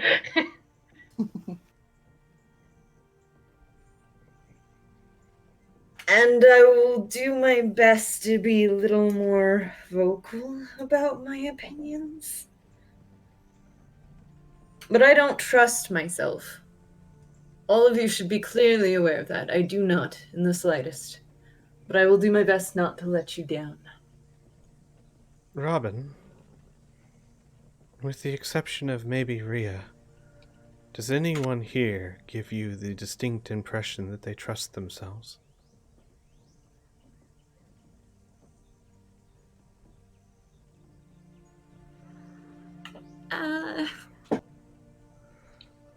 He glances around the room. Well, I thought of Ross till I found the demon in her head.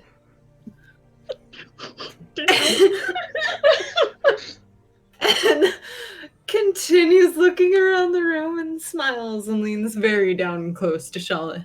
You, probably. She shakes her head and starts to say in Undercommon, and then pauses, and then in Common, I do not know the full extent of what Camille did to me. I know that I feel bouts of extreme anger, jealousy, rage. I do not trust myself, Robin. Not even close. But I know that I could never hurt anyone here willingly, and if I did so unwillingly, I trust they would stop me.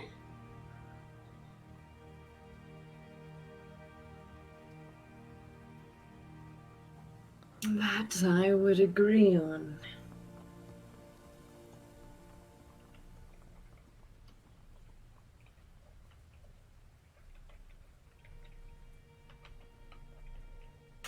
Oh man. He's just gonna smile at Shala and not say anything. He's puts a hand on her head, almost appreciating look, and he's gonna walk back over and sit down in his out of the limelight, just like, all right, we're gonna do this. We're gonna die together. This is fine. Finally, someone that's taller than her. Oh yeah, right. Shala will then go back and sit down next to Rhea and hold her hand. Rhea, Mm-hmm. no insight check needed. She is giving you a very genuine smile. She will give a very genuine smile in return.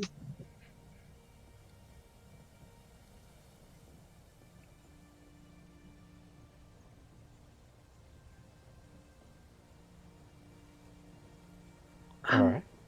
Is there anything else? Or were we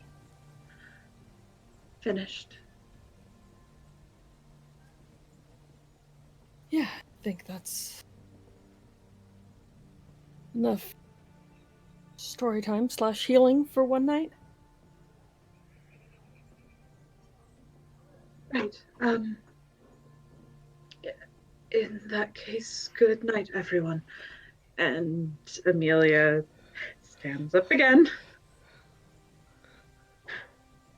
Possibly heads towards the door, unless someone stops her. Good Does she night. look upset? Hang on. You can roll an insight. He's a moron, though. You can do it. Oh, it's a good Oh, night for him.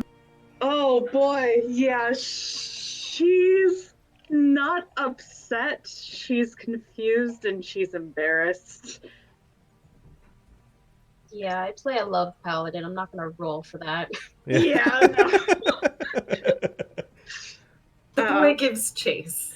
Oh. I will say, as Robin starts to give chase, Amelia gets to the door, and as you turn the handle, the door falls open, and Vincarlo spills in with a half-empty wine bottle onto the floor. Oh, you bastard. Hi. Oh, good. You want Robin takes it out of his hand and drinks. Hang on. You want Hold up, stories? wait a minute. I got stories. How long have you been there? Oh my god. There's like a squeak that comes out of her, but she manages not to scream in surprise. Carlo, what are you? Okay, and she like delicately like tiptoes over him and like just heads back. Can I borrow this? And Robin steps over him. Vincarlo like waves Robin off, like, yeah. And then He Weary. done. We're cutting him off. Yeah. Weary from the background looks down at him and clicks her tongue. You have far too little blood in your body to be drinking alcohol. I thought it was And- hitting me pretty hard. And you definitely shouldn't be drinking alone. Ross is gonna like stick her head out into the hallway and say, "Kid, servant people, Ma'am. some wine in here." Very good, ma'am. No, I don't think. No, he's done. He's yeah. It's only But started. Vincarlo Um, stands up, unsteadily brushes himself off. I'm sorry, who stands up? Vincarlo. Oh, okay. No, he got it right that time. Yeah. Okay. And he I'm goes, sorry, he I'm goes, the idiot. So I'd been blackjack for like 5 years, maybe 6. And I came along the cutest girl you ever did see. I think she was a noble girl. I'm not really sure. Anyway, not important. She was shaking down someone like a common enforcer. And like he just starts rambling on about a story about when he was blackjack, about a wild night he had, completely misunderstanding the entire purpose of this. Yeah, at some point Weary will just pick him up and start carrying him Carrying him back. off. He's not struggling. He goes, so anyway, as he's being carried off, I woke up missing half my weapons and not sure if I was in love or wanted to kill someone. It's my boy. You just hear him like saying it down the hall. Oh, by the time everybody gets up in the morning, Weary's going to know way too much about Carlo. Oh my god, I think we all already do. How long have you been here? Something about an imp in a head? So the Are you beginning. talking like Yeah. metaphorical? Like, are you dealing with your inner demons? Because I can't. Because I can relate. Yep. Anyway, I believe Robin was chasing an Amelia. Oh no, that's not. Keep going with the story. Just can't do it. Oh god. Yeah, no. Apparently he's following her. Oh god, hang on. Let me see if she can find her way to her room. Is this a survival? Stealth. Oh Jesus. Doesn't even know he's following you. Nope, definitely doesn't. So she's just gonna see if she can find her way back to her room. Oh my god.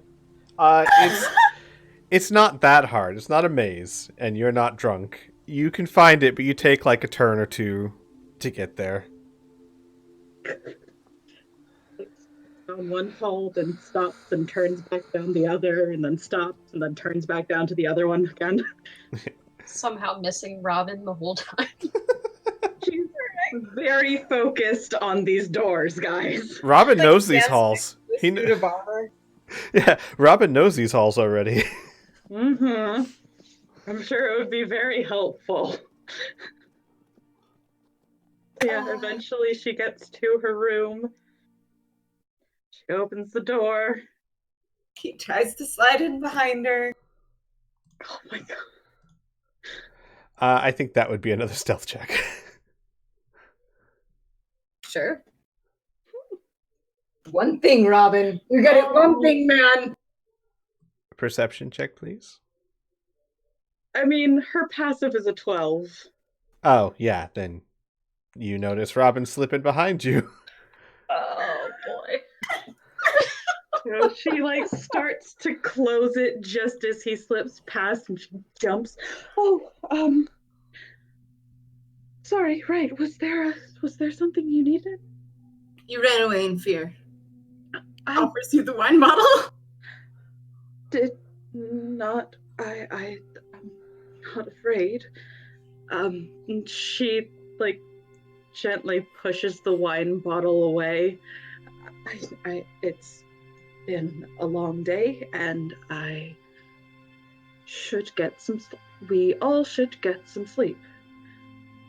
I don't sleep. Did I make you mad? No, it's you didn't make me mad. Uh,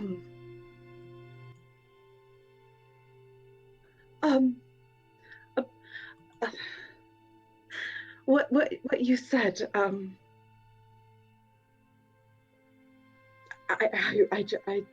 suppose I wasn't expecting that. I'm sorry. You're pretty. We have a lot of things in common. It's very natural. You don't have to worry yourself about it. Here. And we'll like hold it out and then like look really uncomfortable and put the wine bottle on the floor. Like take a step back towards the. I just wanted to say that I was sorry and it's not that important. So. And he points his thumb back towards the door. I'll have a good night. Oh, hang on, hold on, wait a minute. You have to shut the door. So oh god, she actually reaches out and takes hold of one of his cloaks.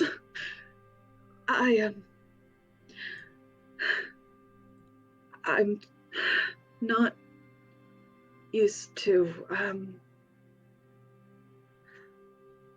attention, I guess. You surprised me.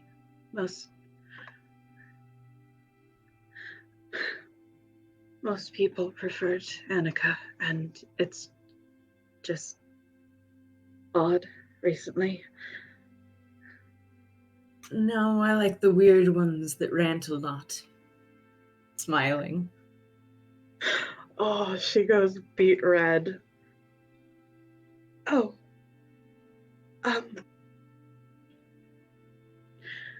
She like opens her mouth and closes her mouth and opens her mouth again, trying to get some sort of words out. Okay, so I'm going to be studying the runes that you showed me.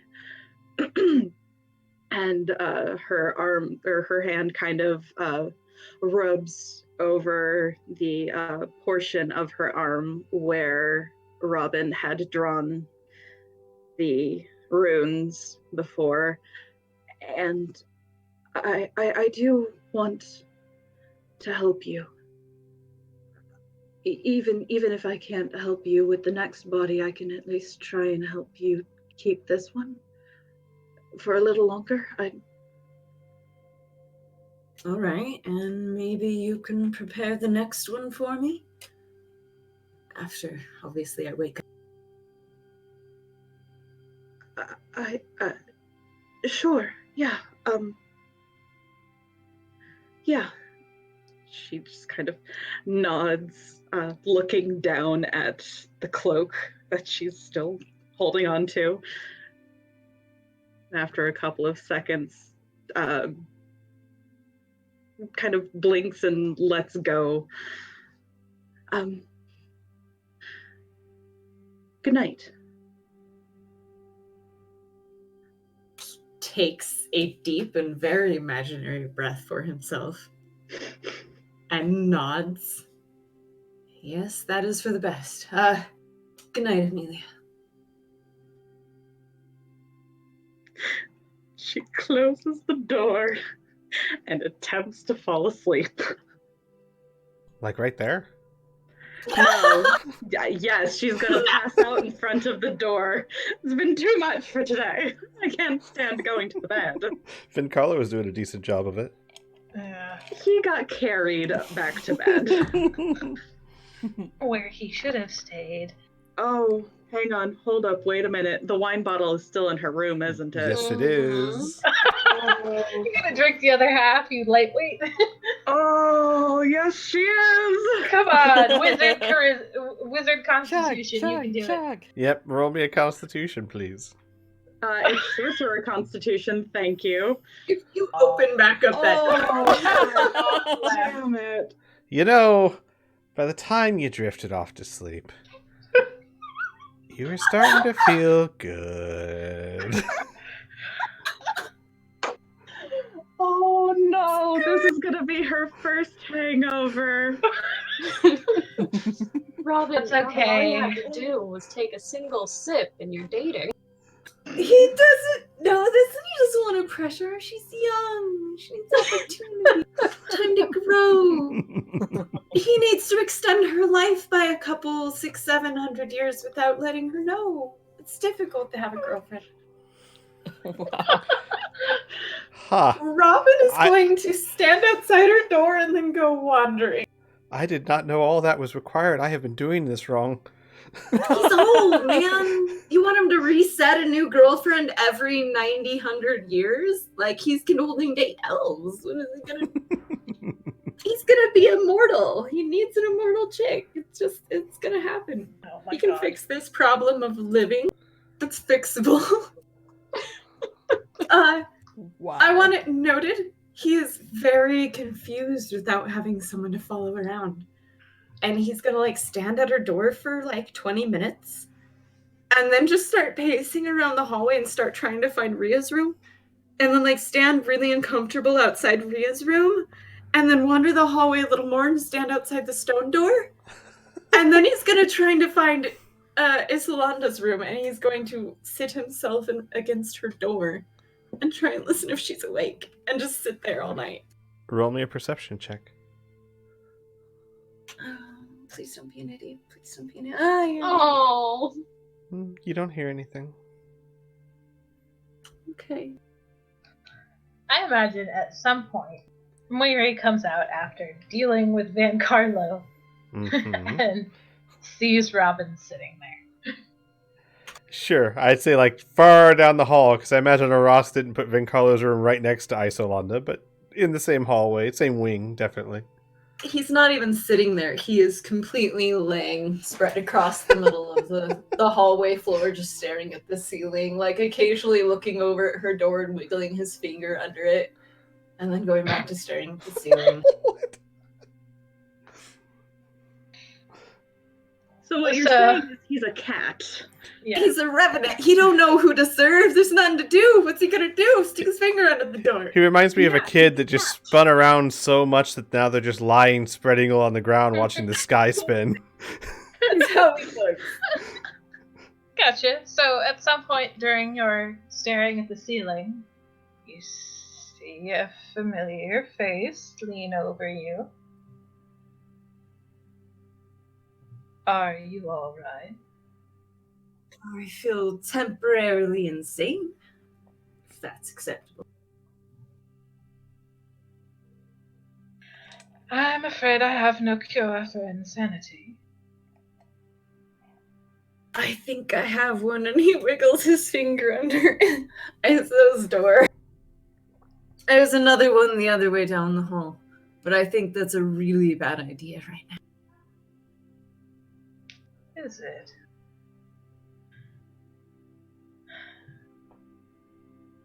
Though it might be ironic of me to say this, you are acting like a mother hen. Let her sleep. That's not going to happen. I can make room, and he moves over on the middle of the hallway floor.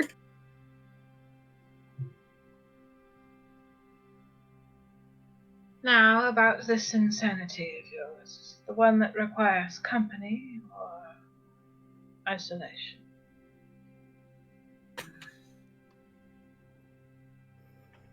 I constantly feel the need for someone to be nearby. They don't have to talk, they don't have to move, but if I'm out of sight, it feels... He shifts his shoulders. Gross. Weird. Wrong.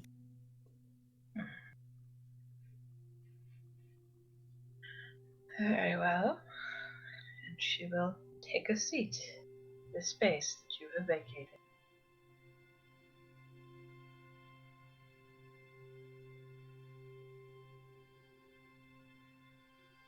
So have you considered asking anyone for help with contacting your son? Maybe planned on finding him.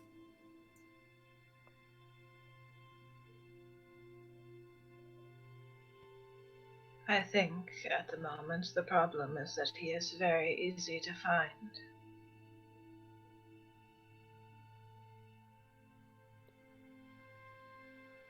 It's a strange thing, you know. To see what you want and not be able to reach it.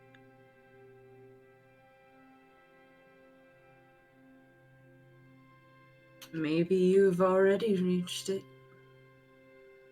I mean, he did see you, right? I can only hope so. I'm sure to survive among the Grey Maidens, he's twice as smart as you are. Oh, Robin, I knew that the moment he was born.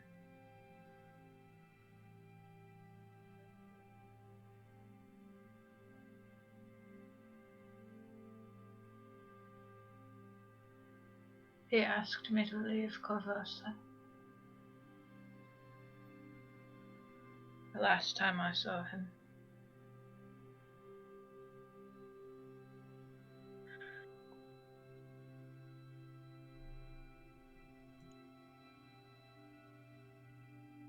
And I feel sometimes if I were a better mother, I would have.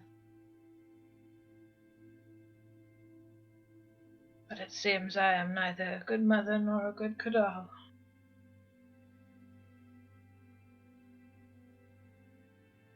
Well, if he is your son, he probably knew you weren't going to leave anyways, so... Stubbornness does run in the family. Exceedingly. He will reach up and take Miri's hand and bring it down and press it to his lips. Miri, I will help you if I can. And what of you, Robin? Will you let me help you? I don't think helping me is something that is possible necessarily. I don't think I really need any help. Sometimes we don't realize we need help until we really need help. And you're going to just kill a god. I mean, I may not agree with Mother, but she still is the one for me. She's the one who decided that I'm hers, and my family gave me to her.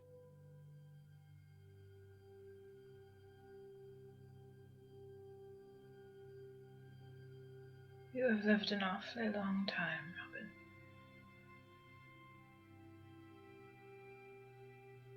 And I think that you will probably live quite a while longer.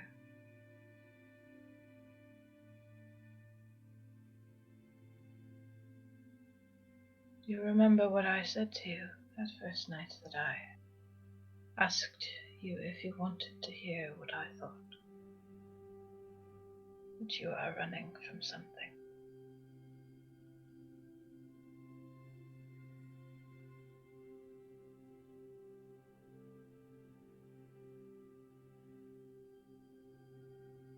The world is a strange place, and we are always learning.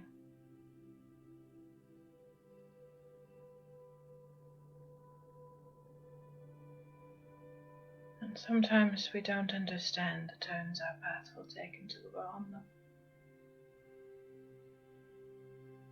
But I will amend what I said to you. I think you are running from something. Yes, but I think you are looking for something too.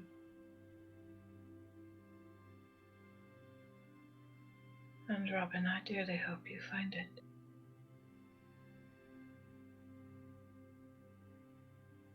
And if I can help you,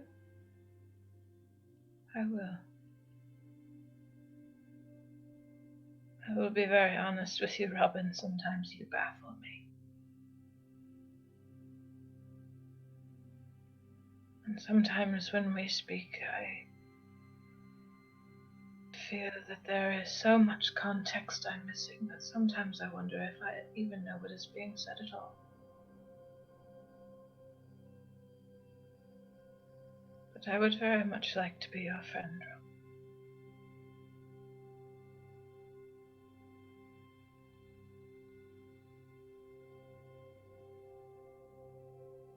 And I want to help you because that is what friends do. I think you're mistaken, as I believe we're already friends.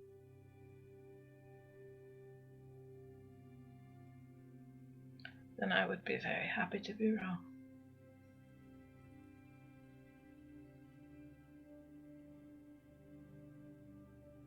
He'll smile a little. Press her hand against his lips again. Alright, go get some rest. I'm going to sit here and wiggles his fingers under the door a little. Throw a fit. Is that not what you're currently doing?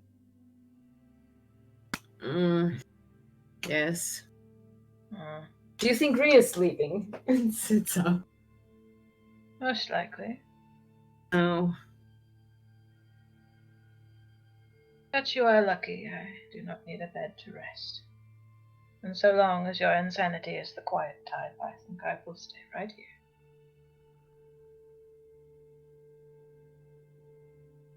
He smiles and will actually, keeping a hand under the door, will kind of lean a bit into Miri as he's laying there. I would like that very much. I'm sorry to make you sleep in a hallway. Robin, you are not making me do anything. And I have slept in much worse places.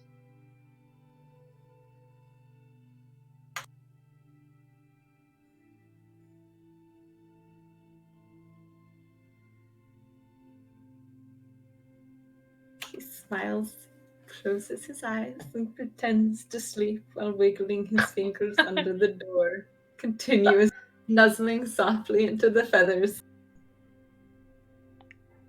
All right. Rhea, Ross, what you two doing? How drunk you getting? What's going on? You guys doing some parcheesi or what? Ross is getting drunk, apparently. Ria's most definitely Oh. not. Oh my gosh, Ross, like a minute later, the servant came in with an entire tray with selections of like fine bourbons and decanters.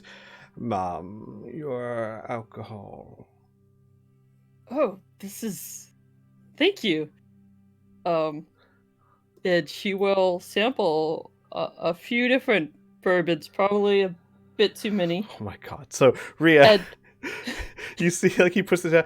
This one is 76. It's a fine year, small vintage. He'll pop it open and, like, waft it under your nose. Yes, this one? Alright, and pours a glass. she'll say, "You should have some too." This is a sipping oh, alright then. Next one. The bottle. He does not partake. I'm sorry, ma'am. I am not real. Oh! Oh my god! I didn't know that was a requirement. On to the Shala, would you- sparkling wines.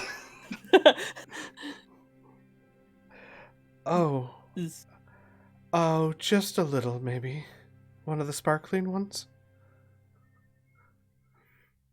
Yep. So a sparkling one. Ma'am, if I may suggest, the 73. He looks at Ross. Sure. He nods and then pours a glass and then hands it to Shala. It's a good year, a bit for... Oh. Like, Shala downs it. Oh my god. Nice. I see that you all have healthy appetites, if not the best manners, but would you like another, miss? Shala just, no, thank you. I'm good. Perhaps one more. Perhaps one more. Roll me a roll. Yes! So another sparkling wine. Mm-hmm. Rhea, what you doing? I guess she's just watching this happen. Like, really, guys? We have a job. Shala will actually bring two, one for her and hand one to Rhea. Oh, well, now you've made her obligated. Why have you done this? And she'll sit next to her. And she'll offer her cup up as a toast. Ross will follow suit. Oh, no, this was to Rhea. This is a mess. She can still hold up her glass. She please. can. She absolutely can.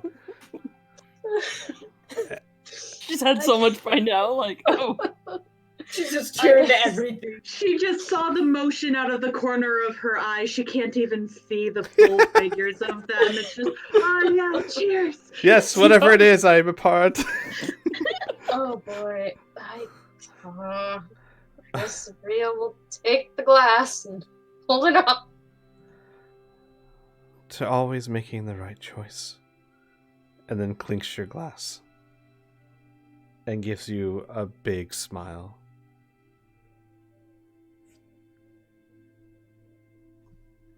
She'll take a sip and then set it down. She's not doing this right now. Roll me an insight.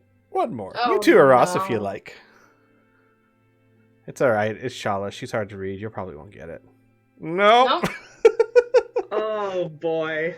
Whew. Oh. Ross. Mm-hmm. Shala seems like a weight is off her shoulders when she's looking at Rhea, like she's very relieved about something. Mm-hmm. Mm-hmm.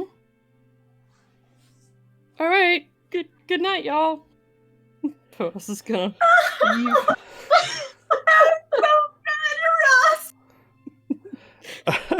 Ross leaves.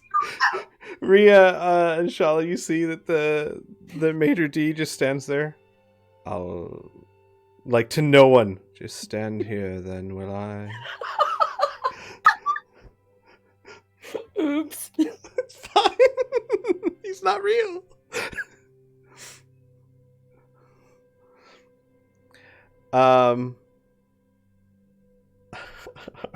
Ross, as you're the first to leave, do you go to your room? She's going to go to her room. And try to lie down on the bed and toss and turn for about 20 minutes. And then because the bed is way too soft, she's gonna go out and down to the back staircase under the stairs where her room used to be that half-elf Arlen had outgrown, but dwarf Arlen fits perfectly. And so she's gonna go down there and since all the books that Arlen had already read are up on the shelves in the library, in that room is going to be under the stairs is all the books that she wrote, specifically her diaries from the past many years, and fall asleep down there with the door open, reading some of those diaries. Got you. Okay. Sorry, was that too specific? Not at all.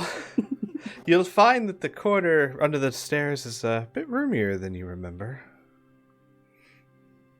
She's also a bit shorter than She last is. time she was there. She exactly is. Rhea, what about you?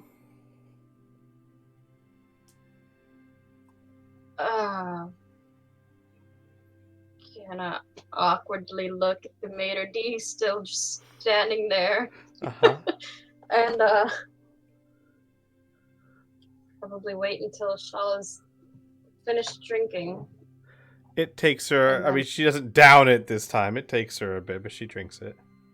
And then she will stand up and hold out her hand and try to start making her way upstairs to sleep. Shala will take your hand and like wrap her arm around yours and walk down the hall and kind of like bump into you halfway. I missed you.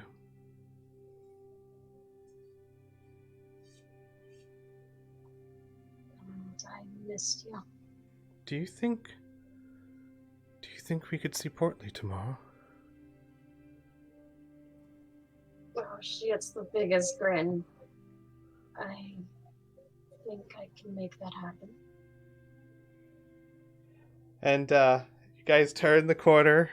You see Robin and Weary just laying on the floor in front of Iso's door.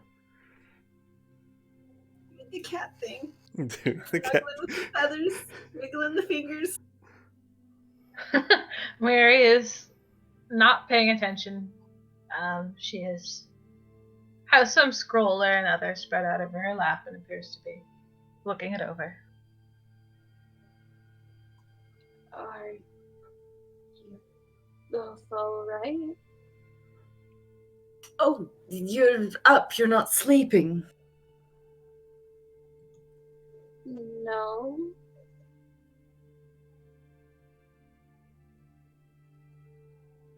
Sorry, I thought you'd be in bed. I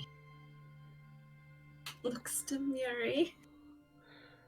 I guess we should get out of the way. Would you mind if we checked on and points at the door? I mean, it's not that I don't trust places with imaginary things such as doorways to locked parts of your mind, but Shala would look at Rhea and shrug and go over to the door and quietly open it a crack so that you can kind of look in. And you see Isolanda asleep in the bed. Kind of like the blankets are half off, one hand up above her head, one leg bent. quickly looks around the room for anything that looks evil. Roll me a dangerous. perception with advantage as you're being aided. Sharp objects. Oh, with advantage. Oh, Yes. buddy, Robin. please roll better. Okay. Yeah. You don't see anything.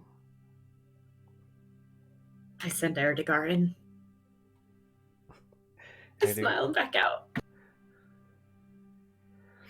Erdegar stays in. I'm assuming lands somewhere quietly. Quietly makes his way up, crawls his way onto the bed using his little beak and feet, probably dangles halfway upside down with his head just on the ground, trying to drag himself up the will nestle down next to her. Gotcha. Let Robin know if she so much as flinches wrong. Right. All right. Rhea, what about you? Like, obviously Shala would close the door, nod to Robin.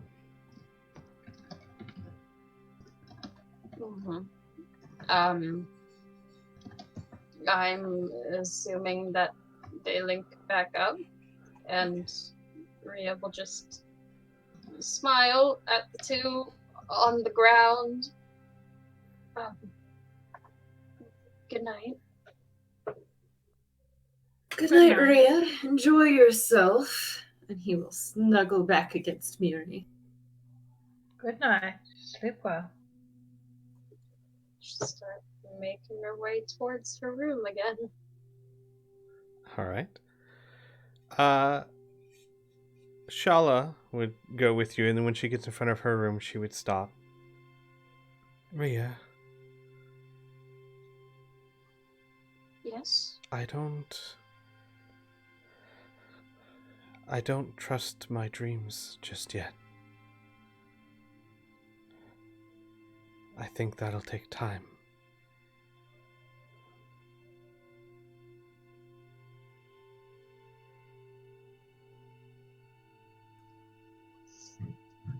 And Rhea, not one to assume things, but just look at her curiously. Do you think it would be okay if... I noticed there's a door that adjoins our rooms. If I left it open?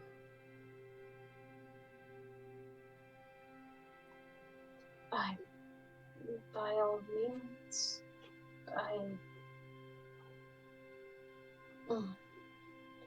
I could play something for you, if you'd like. She smiles. I would like that.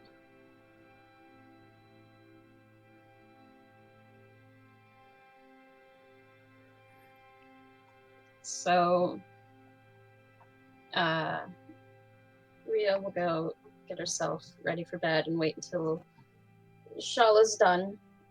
And then she'll just go sit on the edge of her bed with her pan flute and play her something. Alright, roll me a performance check. Yep. Mm-hmm. Oh.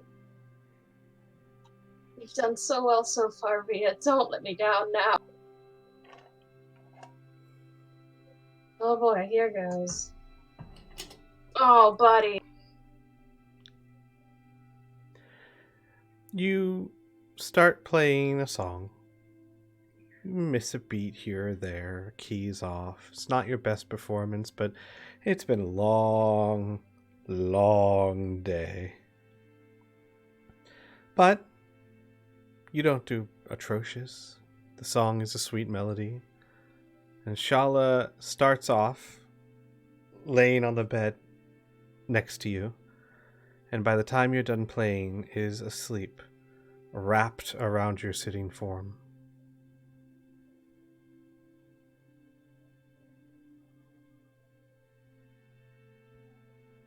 Oh boy.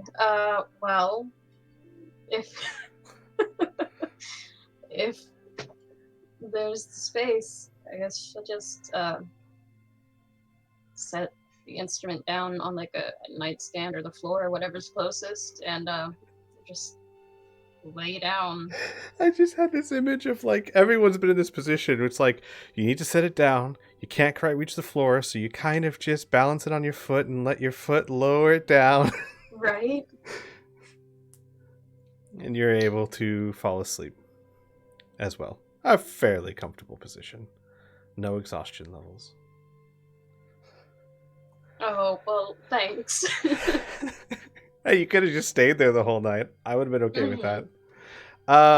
So everyone drifts off to sleep. Ross, you read through your old journals, and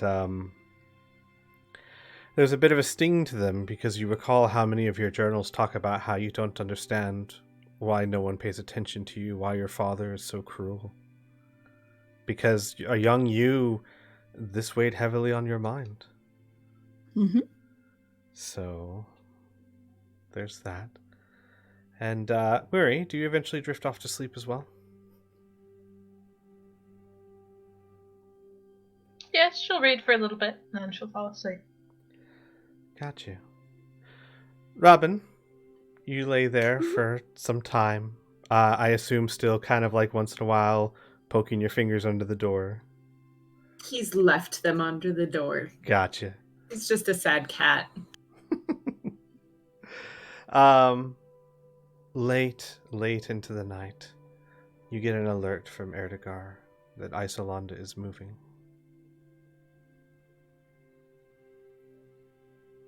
He immediately is up and open the door. I was going to say he looks through, but he's far too paranoid for that shit. The door opens towards you, and you see Isolanda on the ground getting ready to stick her fingers underneath the door. She looks up, and then she stands up quickly and puts her hands together and bows. Robin. Are you alright? Do you need anything? And he'll come in and quietly shut the door behind him to not wake me. Murray, roll me a perception check. Her passive is a 19. I know. Nice. So, yeah, that's a fair point. Nope, this wakes you up, definitely. Gotcha. So, Robin, as you stand up and start talking to her quietly, you hear Mary from behind you. Would you like me to stay here? Just for a moment. I'll call you if she needs us. It's trying to be very quiet and unintimidating. Mary nods and stays where she is.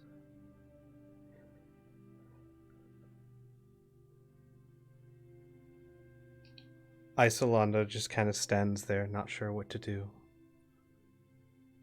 Robin flops down on the floor of her room, cross-legged, smiles. Erdegar flutters over and begins walking around, pecking. Are you all right? Do you need something? Water? Anything at all? She simply shakes her head at every request, and then walks up and slowly begins touching your face, your hair, your ears, almost as if she was exploring. Robin.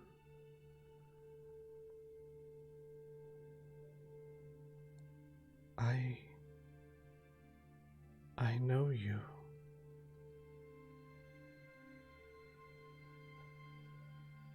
Oh boy. How do you know me? She shakes her head. Continues feeling along like the cheekbones and the nose, like she's remembering or memorizing a face, like almost like a blind person. No. Oh no.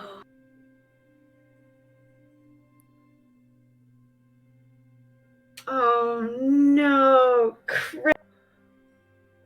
And then she crawls into your lap and lays against you and curls up into a little ball and falls asleep. Oh man. He finally realizes something terrible and important, and that he's probably in a pretty important body for her. And he killed this person. Oh man. He holds very still and will not move the whole night. He does a Rhea. Okay. Eventually, when you fail to reappear, Mary will open the door quietly. You would see Robin sitting cross-legged on the floor, with Isolanda asleep against him. What's Robin's face look like? He is just staring across the room.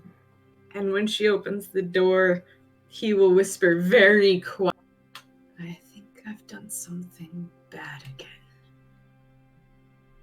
He won't move. And he's just gonna look down at Isolanda and gently pet her hair while she sleeps and be like, oh, who was this body? This wasn't David Bowie. You were a yoga instructor. Oh, hold on.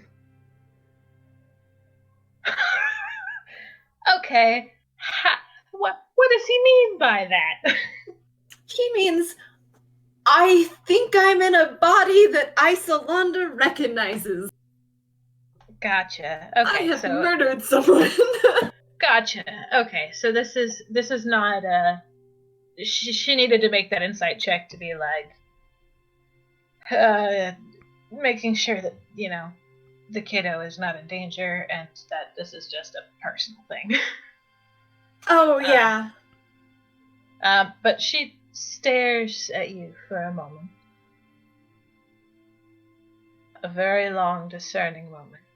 And then she comes in, quietly shuts the door behind her, and sits down, cross-legged, next to it. She doesn't say anything else. Robin. Yeah. Trying to see Where something did I here. pick this thing up? I don't even know where I picked this thing up. How long have you had it? This one? Mhm. Oh. I'd have to look it up. I'm going to say probably about 250-ish Right. years. Definitely more than 12. Yeah.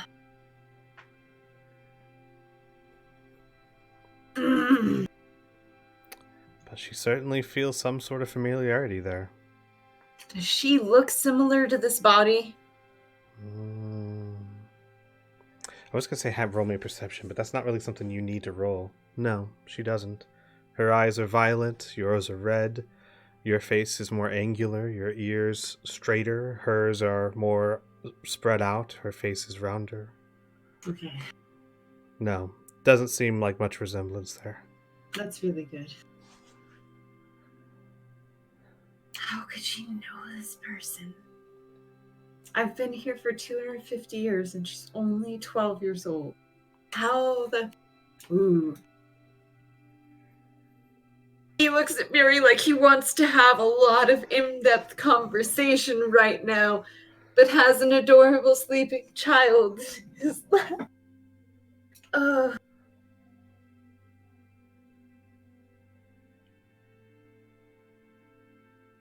Oh, this is terrible. Squid. What have you done? I hate you.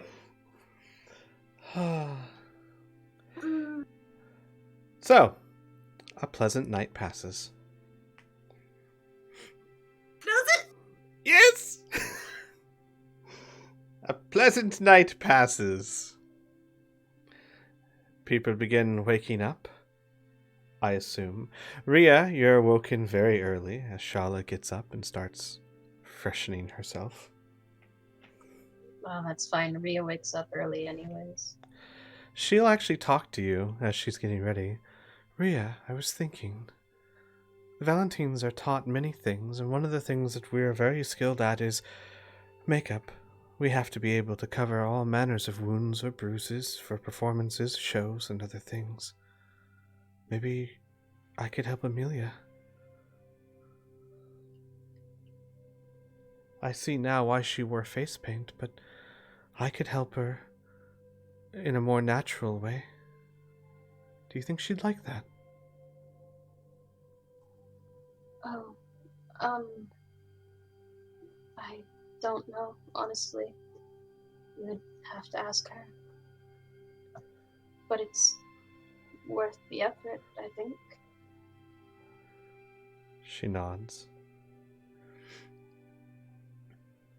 And then we'll wait a bit until a more reasonable hour after she is done getting ready. And Rhea, of course, you know by now that Shala, despite having prestidigitation, never uses it when preparing herself in the morning. And at a more reasonable hour, she will go to Amelia's room, open the door, or begin to go to Amelia's room, open the door, and see that there is no one outside of Isolanda's room. And she'll stop. I wonder where Robin went.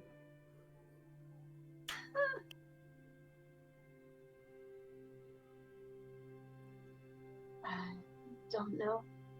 He could be wandering. I see. I'm just gonna take a quick peek. Takes a quick peek. What does she see? I mean, Robin has not moved an inch. Right. What about Mary?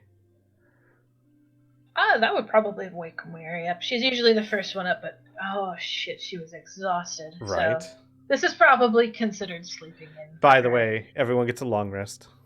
Thank y'all. Thank you. Mm-hmm.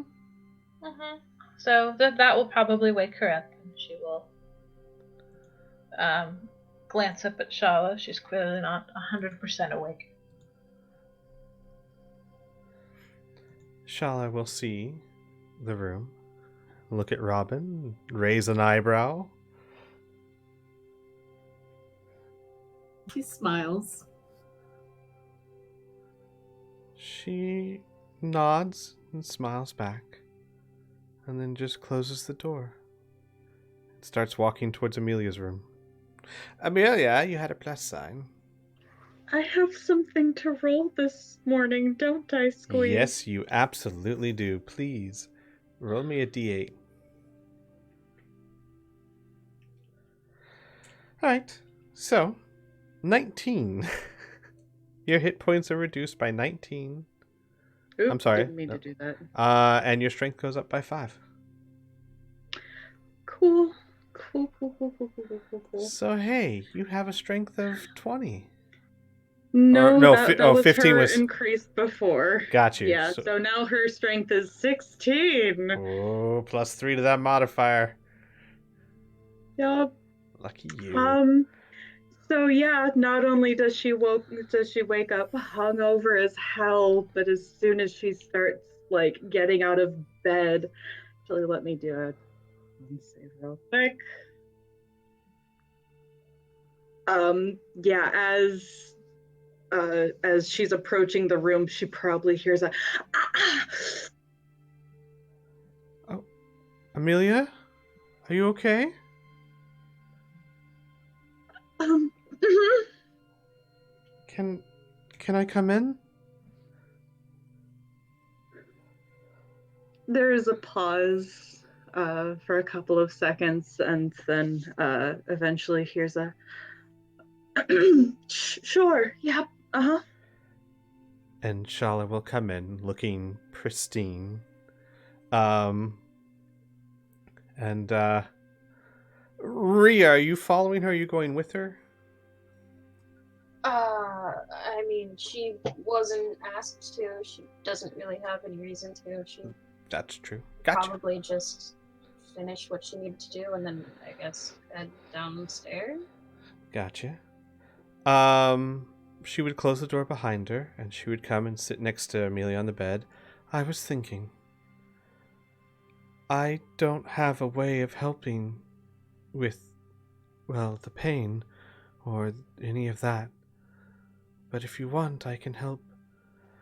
Well, I was trained extremely well in applying makeup in ways specifically to cover bruises and wounds and things of that nature, given my family's trade. I could help you cover it, make it look natural, if you'd like. Okay. So to clarify that sleight of hand, Uh-huh. she's covering the ring of hunger, Gotcha. so that she doesn't see it, and probably the increased redness around her finger. Doing a darn She good job of it, too. So she folds her hands in her lap, and watches her. It takes a moment for her to actually focus on what Shala is saying, and after a moment, she goes, "Oh, suppose it would get a lot less attention, wouldn't it?" Only if you want to, of course.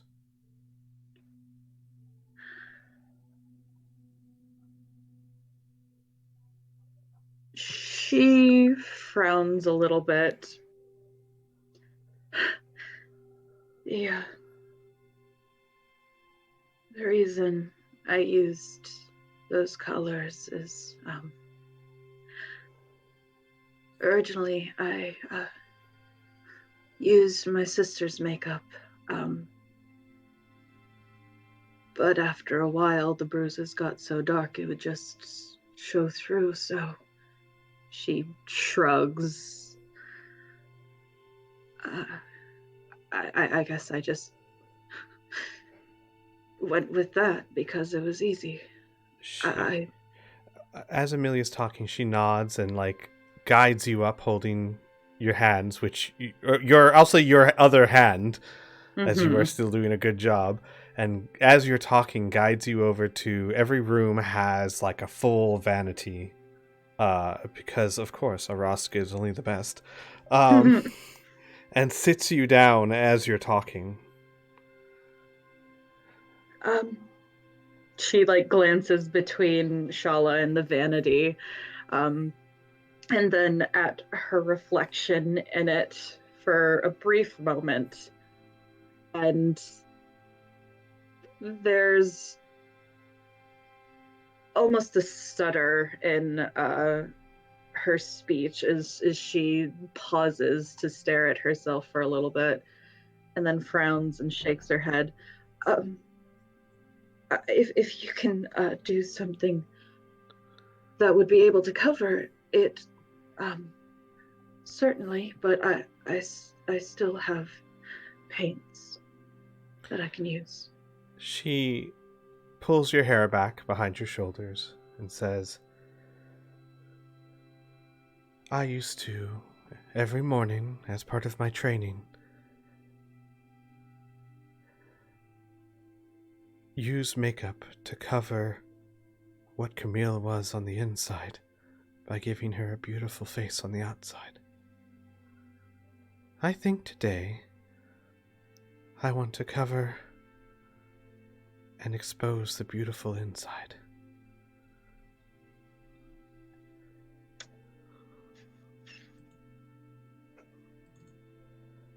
As Oh Amelia, Jesus!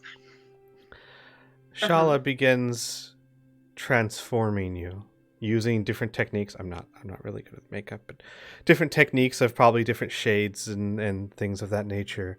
Not only does she cover up the bruises convincingly, but she also applies makeup and does your hair in such a way that makes you look stunning.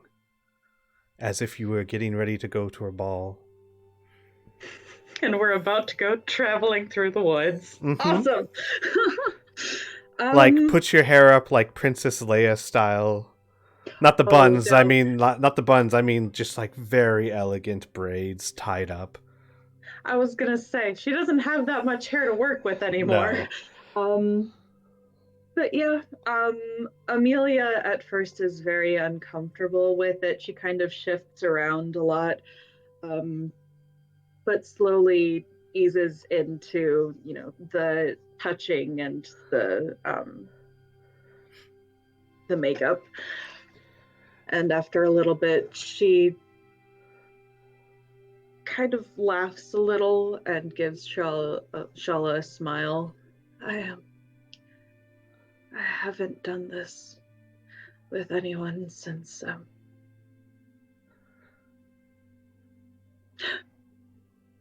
Annika was alive.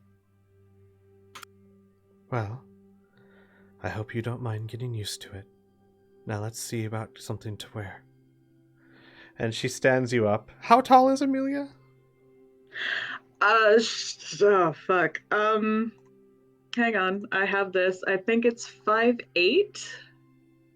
Mm-hmm. I'm pretty sure it's 5'8". Yeah, so only 2 inches shorter. She looks you up and down. Mm-hmm. I think I have just the thing. 1 second. Walks out. Wait, what? She's just like craning her neck after her. Where? Oh, okay. Rhea, you went downstairs. Shala goes through her pack and comes back with a beautiful, beautiful silken riding dress that's black with purple flowers, of course, because Shala doesn't have anything but black with purple flowers. But it is very pretty. It's a bit oriental style. There's like black leggings and it's split down the sides so that you can ride or move easily. And she goes, we'll have to roll up the sleeves a little bit, but everything should be fine. Shala, no, I couldn't possibly. This is we're traveling through rough terrain, and I don't want to ruin your dress. She's already dressing you. Okay, all right. She smiles. Oh. You'll find that these are tougher than they look. Assassins must be able to move quickly and look gorgeous. All right. Okay. And when they eventually go downstairs, and we'll cover everyone else, but just want to go, when they eventually go downstairs, it's almost like one of those teen movies where Amelia comes down and she looks absolutely breathtaking. She took off the glasses, Yeah. finally. Took off the glasses and put on makeup. But no, she is gorgeous. And Shala walks down beside her. Looks very uncomfortable without her scarf. And they're wearing the same color dresses, Twinkies.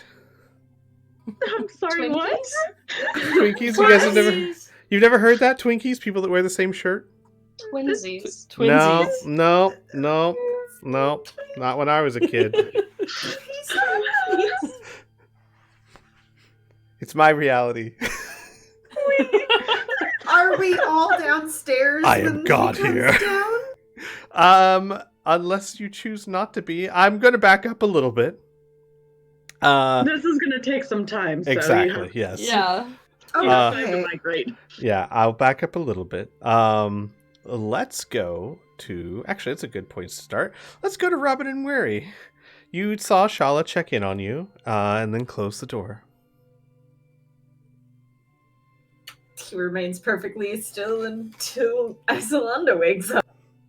She would eventually wake up and open her eyes and look and scuttle away from you in like surprise and stand up and fold her hands by her waist and bow to you. He will nod politely. You don't need to do that. And he points to her phone. She nods and nervously like picks at her pajamas. Glances to Miri like, I have no idea what I'm doing. And looks back towards Iso and goes, you can just consider me your very good friend. How about that? She looks at you with the calm face as always and nods. Glances to Miri like, am I doing this right? Weary looks distinctly amused, but she will stand and stretch, pull at a few feathers, get herself in order,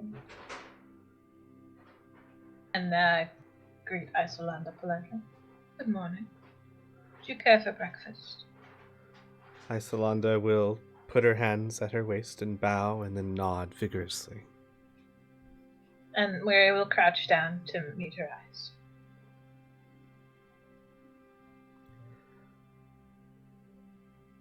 Do you feel better when you bow?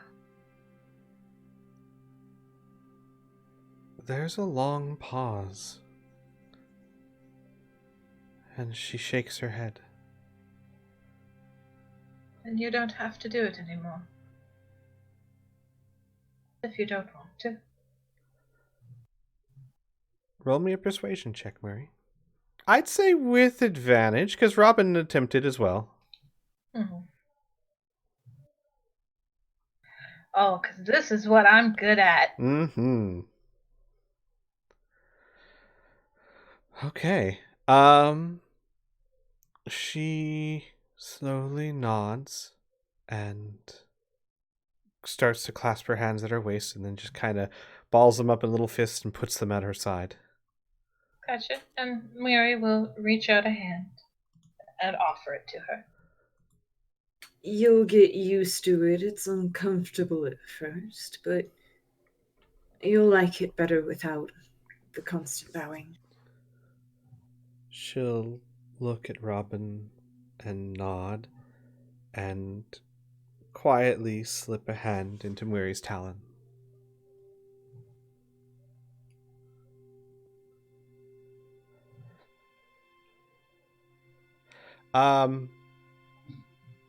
So I should point out her clothes, as she only has the one outfit at the moment, look very similar to almost like a Roman style of dress, almost toga-ish.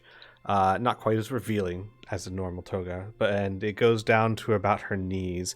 But you see that at her knees, they're actually more of a divided skirt than anything else, and sandals on her feet. Oh man. And she will follow Murray hand and talon out the door.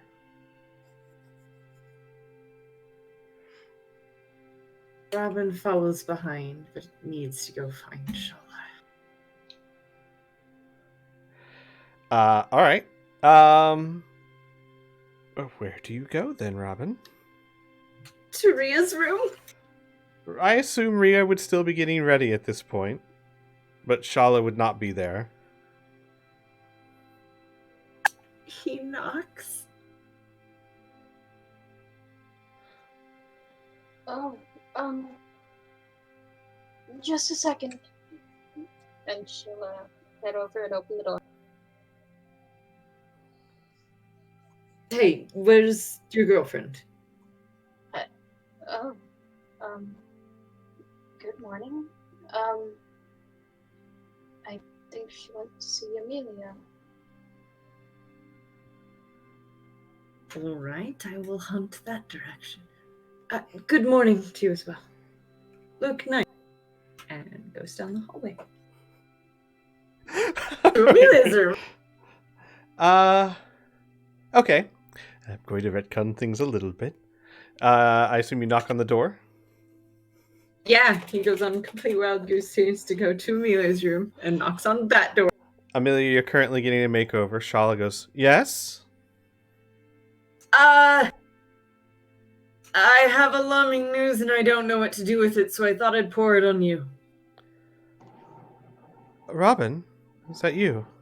Yes. I can Amelia, come back later. Amelia immediately stands up from the chair and goes to open the door. Actually, Shala's going to try and stop you. Do I need to roll a... Yes. Alright, give me a second here. Grapple! He rushes to the door, full speed, unstoppable. Oh, Jesus. Oh, damn. Nice, Shala. I would Either one. Acrobatics or athletics. Oh. Shala doesn't play. So you start to stand up, and gently but very firmly she sits you back down. Robin, if it's all right, I need a little bit of time, and I'll be downstairs. Of course, we'll meet you down there. What if it's important? If it was important, he wouldn't be knocking. He chases after Wanda. Oh, God. Shala starts. Can't argue with this. Shala continues brushing your hair. I'm starting to get to know him, but if he felt someone's life was truly threatened, I don't think he would dispense with the niceties. Or I think he would dispense with the niceties.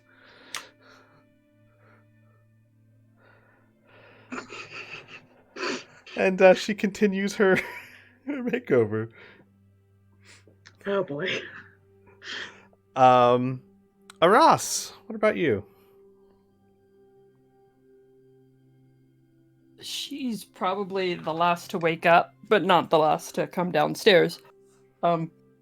Unless, I guess, the back staircase is near the kitchen, so do they wake her up making breakfast? Yeah, they would. Actually, Okay. Oh gosh, Ross. Because this is your mansion, at some point you would hear a knock on the door. Mistress, it's time. What? Time? For your daily feeding. I am unsure. Do you want it here under the stairs, or would you like to join us in the main room? No, I'll meet everybody in the main room. Sorry. Excellent. A change of pace. I love it. Thank you. Oh my god! This is from what a Ross is used to. Mm-hmm. She's like poor Harry Potter under their stairs. With manservants. Ross, what's for breakfast? A splendid feast of different breakfast foods like eggs and bacon and chicken sausage and pancakes and cinnamon rolls and of course biscuits and gravy. Tons of different fruits. Juices. Did I miss any breakfast foods? I think you covered pretty much everything. Sauerkraut. So everyone eventually, I believe, makes their way to the breakfast hall, where there are all these delicious foods laid out on the table. Miri, as you enter the hall and you see the foods, Isolanda tugs on your hand. And She'll look down. she has the same passive look on her face, but her eyes are shining. She points to the table and then to her mouth. Why not? And she will run to the table and start eating. And Mary lets her go. And she's going straight for the cinnamon rolls. Straight to them. Or else will be like, Yeah. only one. You've got to you eat know, other stuff first. Mary will hold up a hand, and we'll stop a Ross. Word. And we'll very quietly lean down. This is probably the first time she's gotten to choose.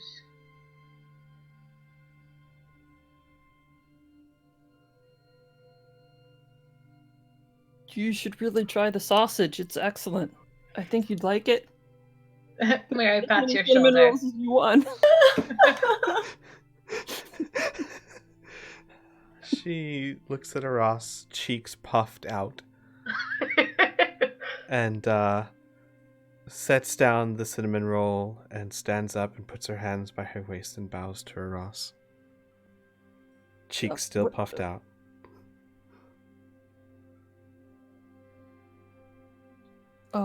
Ross will just kind of whisper to Mary, "What's with the bowing?"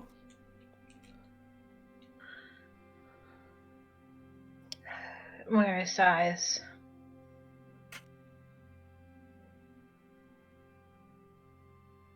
I think it's something we're going to have to let her know she doesn't have to do anymore. Okay. I bet you'd really like the pancakes, especially with syrup.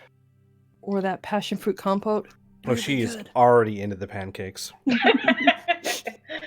Like, after that bow, she went right back to it.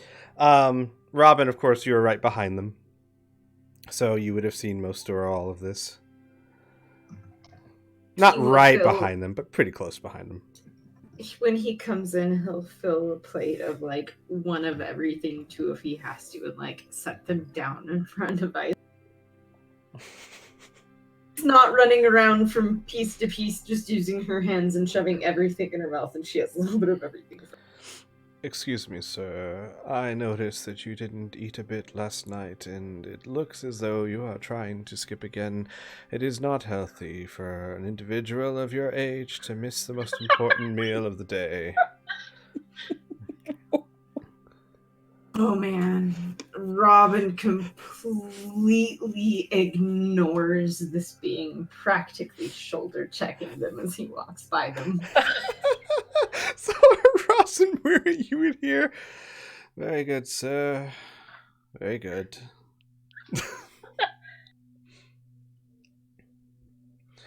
Madam, you make the most interesting friends. You know, Ross, at my house, my family has a glowing green flame demon about 8 foot tall that wanders around assisting people. smiles, and then looks over at the little, scrawny, wimpy butler.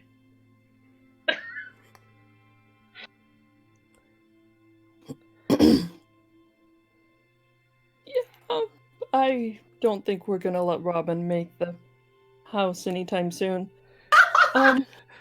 You're more than welcome to, ma'am, but I doubt they'd be able to get the cutlery right. Could you make a plate of, set aside a portion of everything? It might be a few plates. And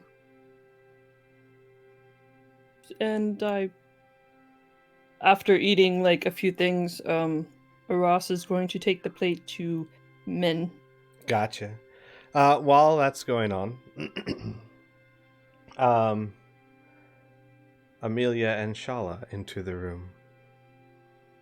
Amelia does not have her paint on, but also it looks, unless you're looking very close and rolling very well, her skin tone looks untouched.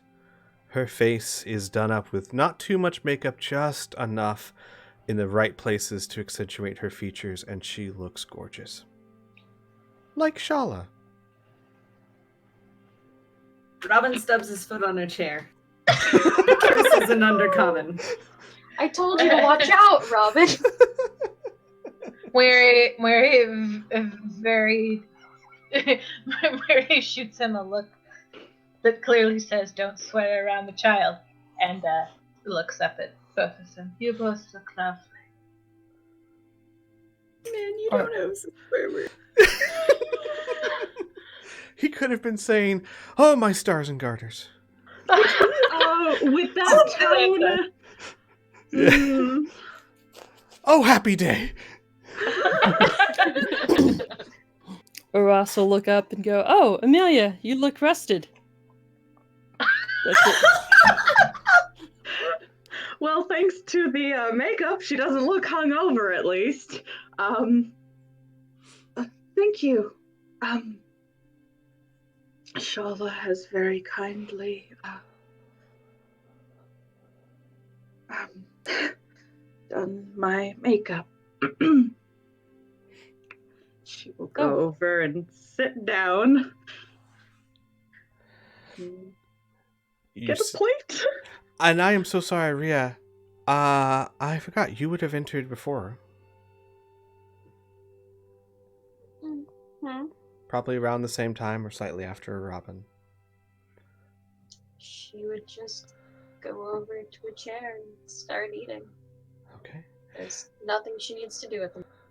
You all would see, as Amelia takes her seat, Shala warmly goes over to Isolanda and wraps her arms around her and whispers something to her. And Isolanda turns and whispers something to Shala's ears, and they both giggle. And then Shala will grab a plate and sit down next to her and smile warmly at Rhea. And then look over at Amelia like, it worked kind of thing.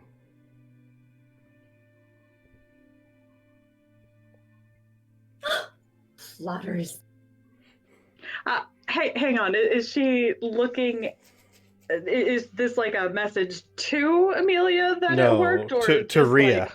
Like, okay. Like, hey, Okay. that thing we discussed, it worked. Yeah, victory. She just looks between them and gives Shala a big smile and nods. So Aras, after a bit, you go down, trudging down the halls to the granite door. She'll knock. Say, "Mr. Min, can I come in?"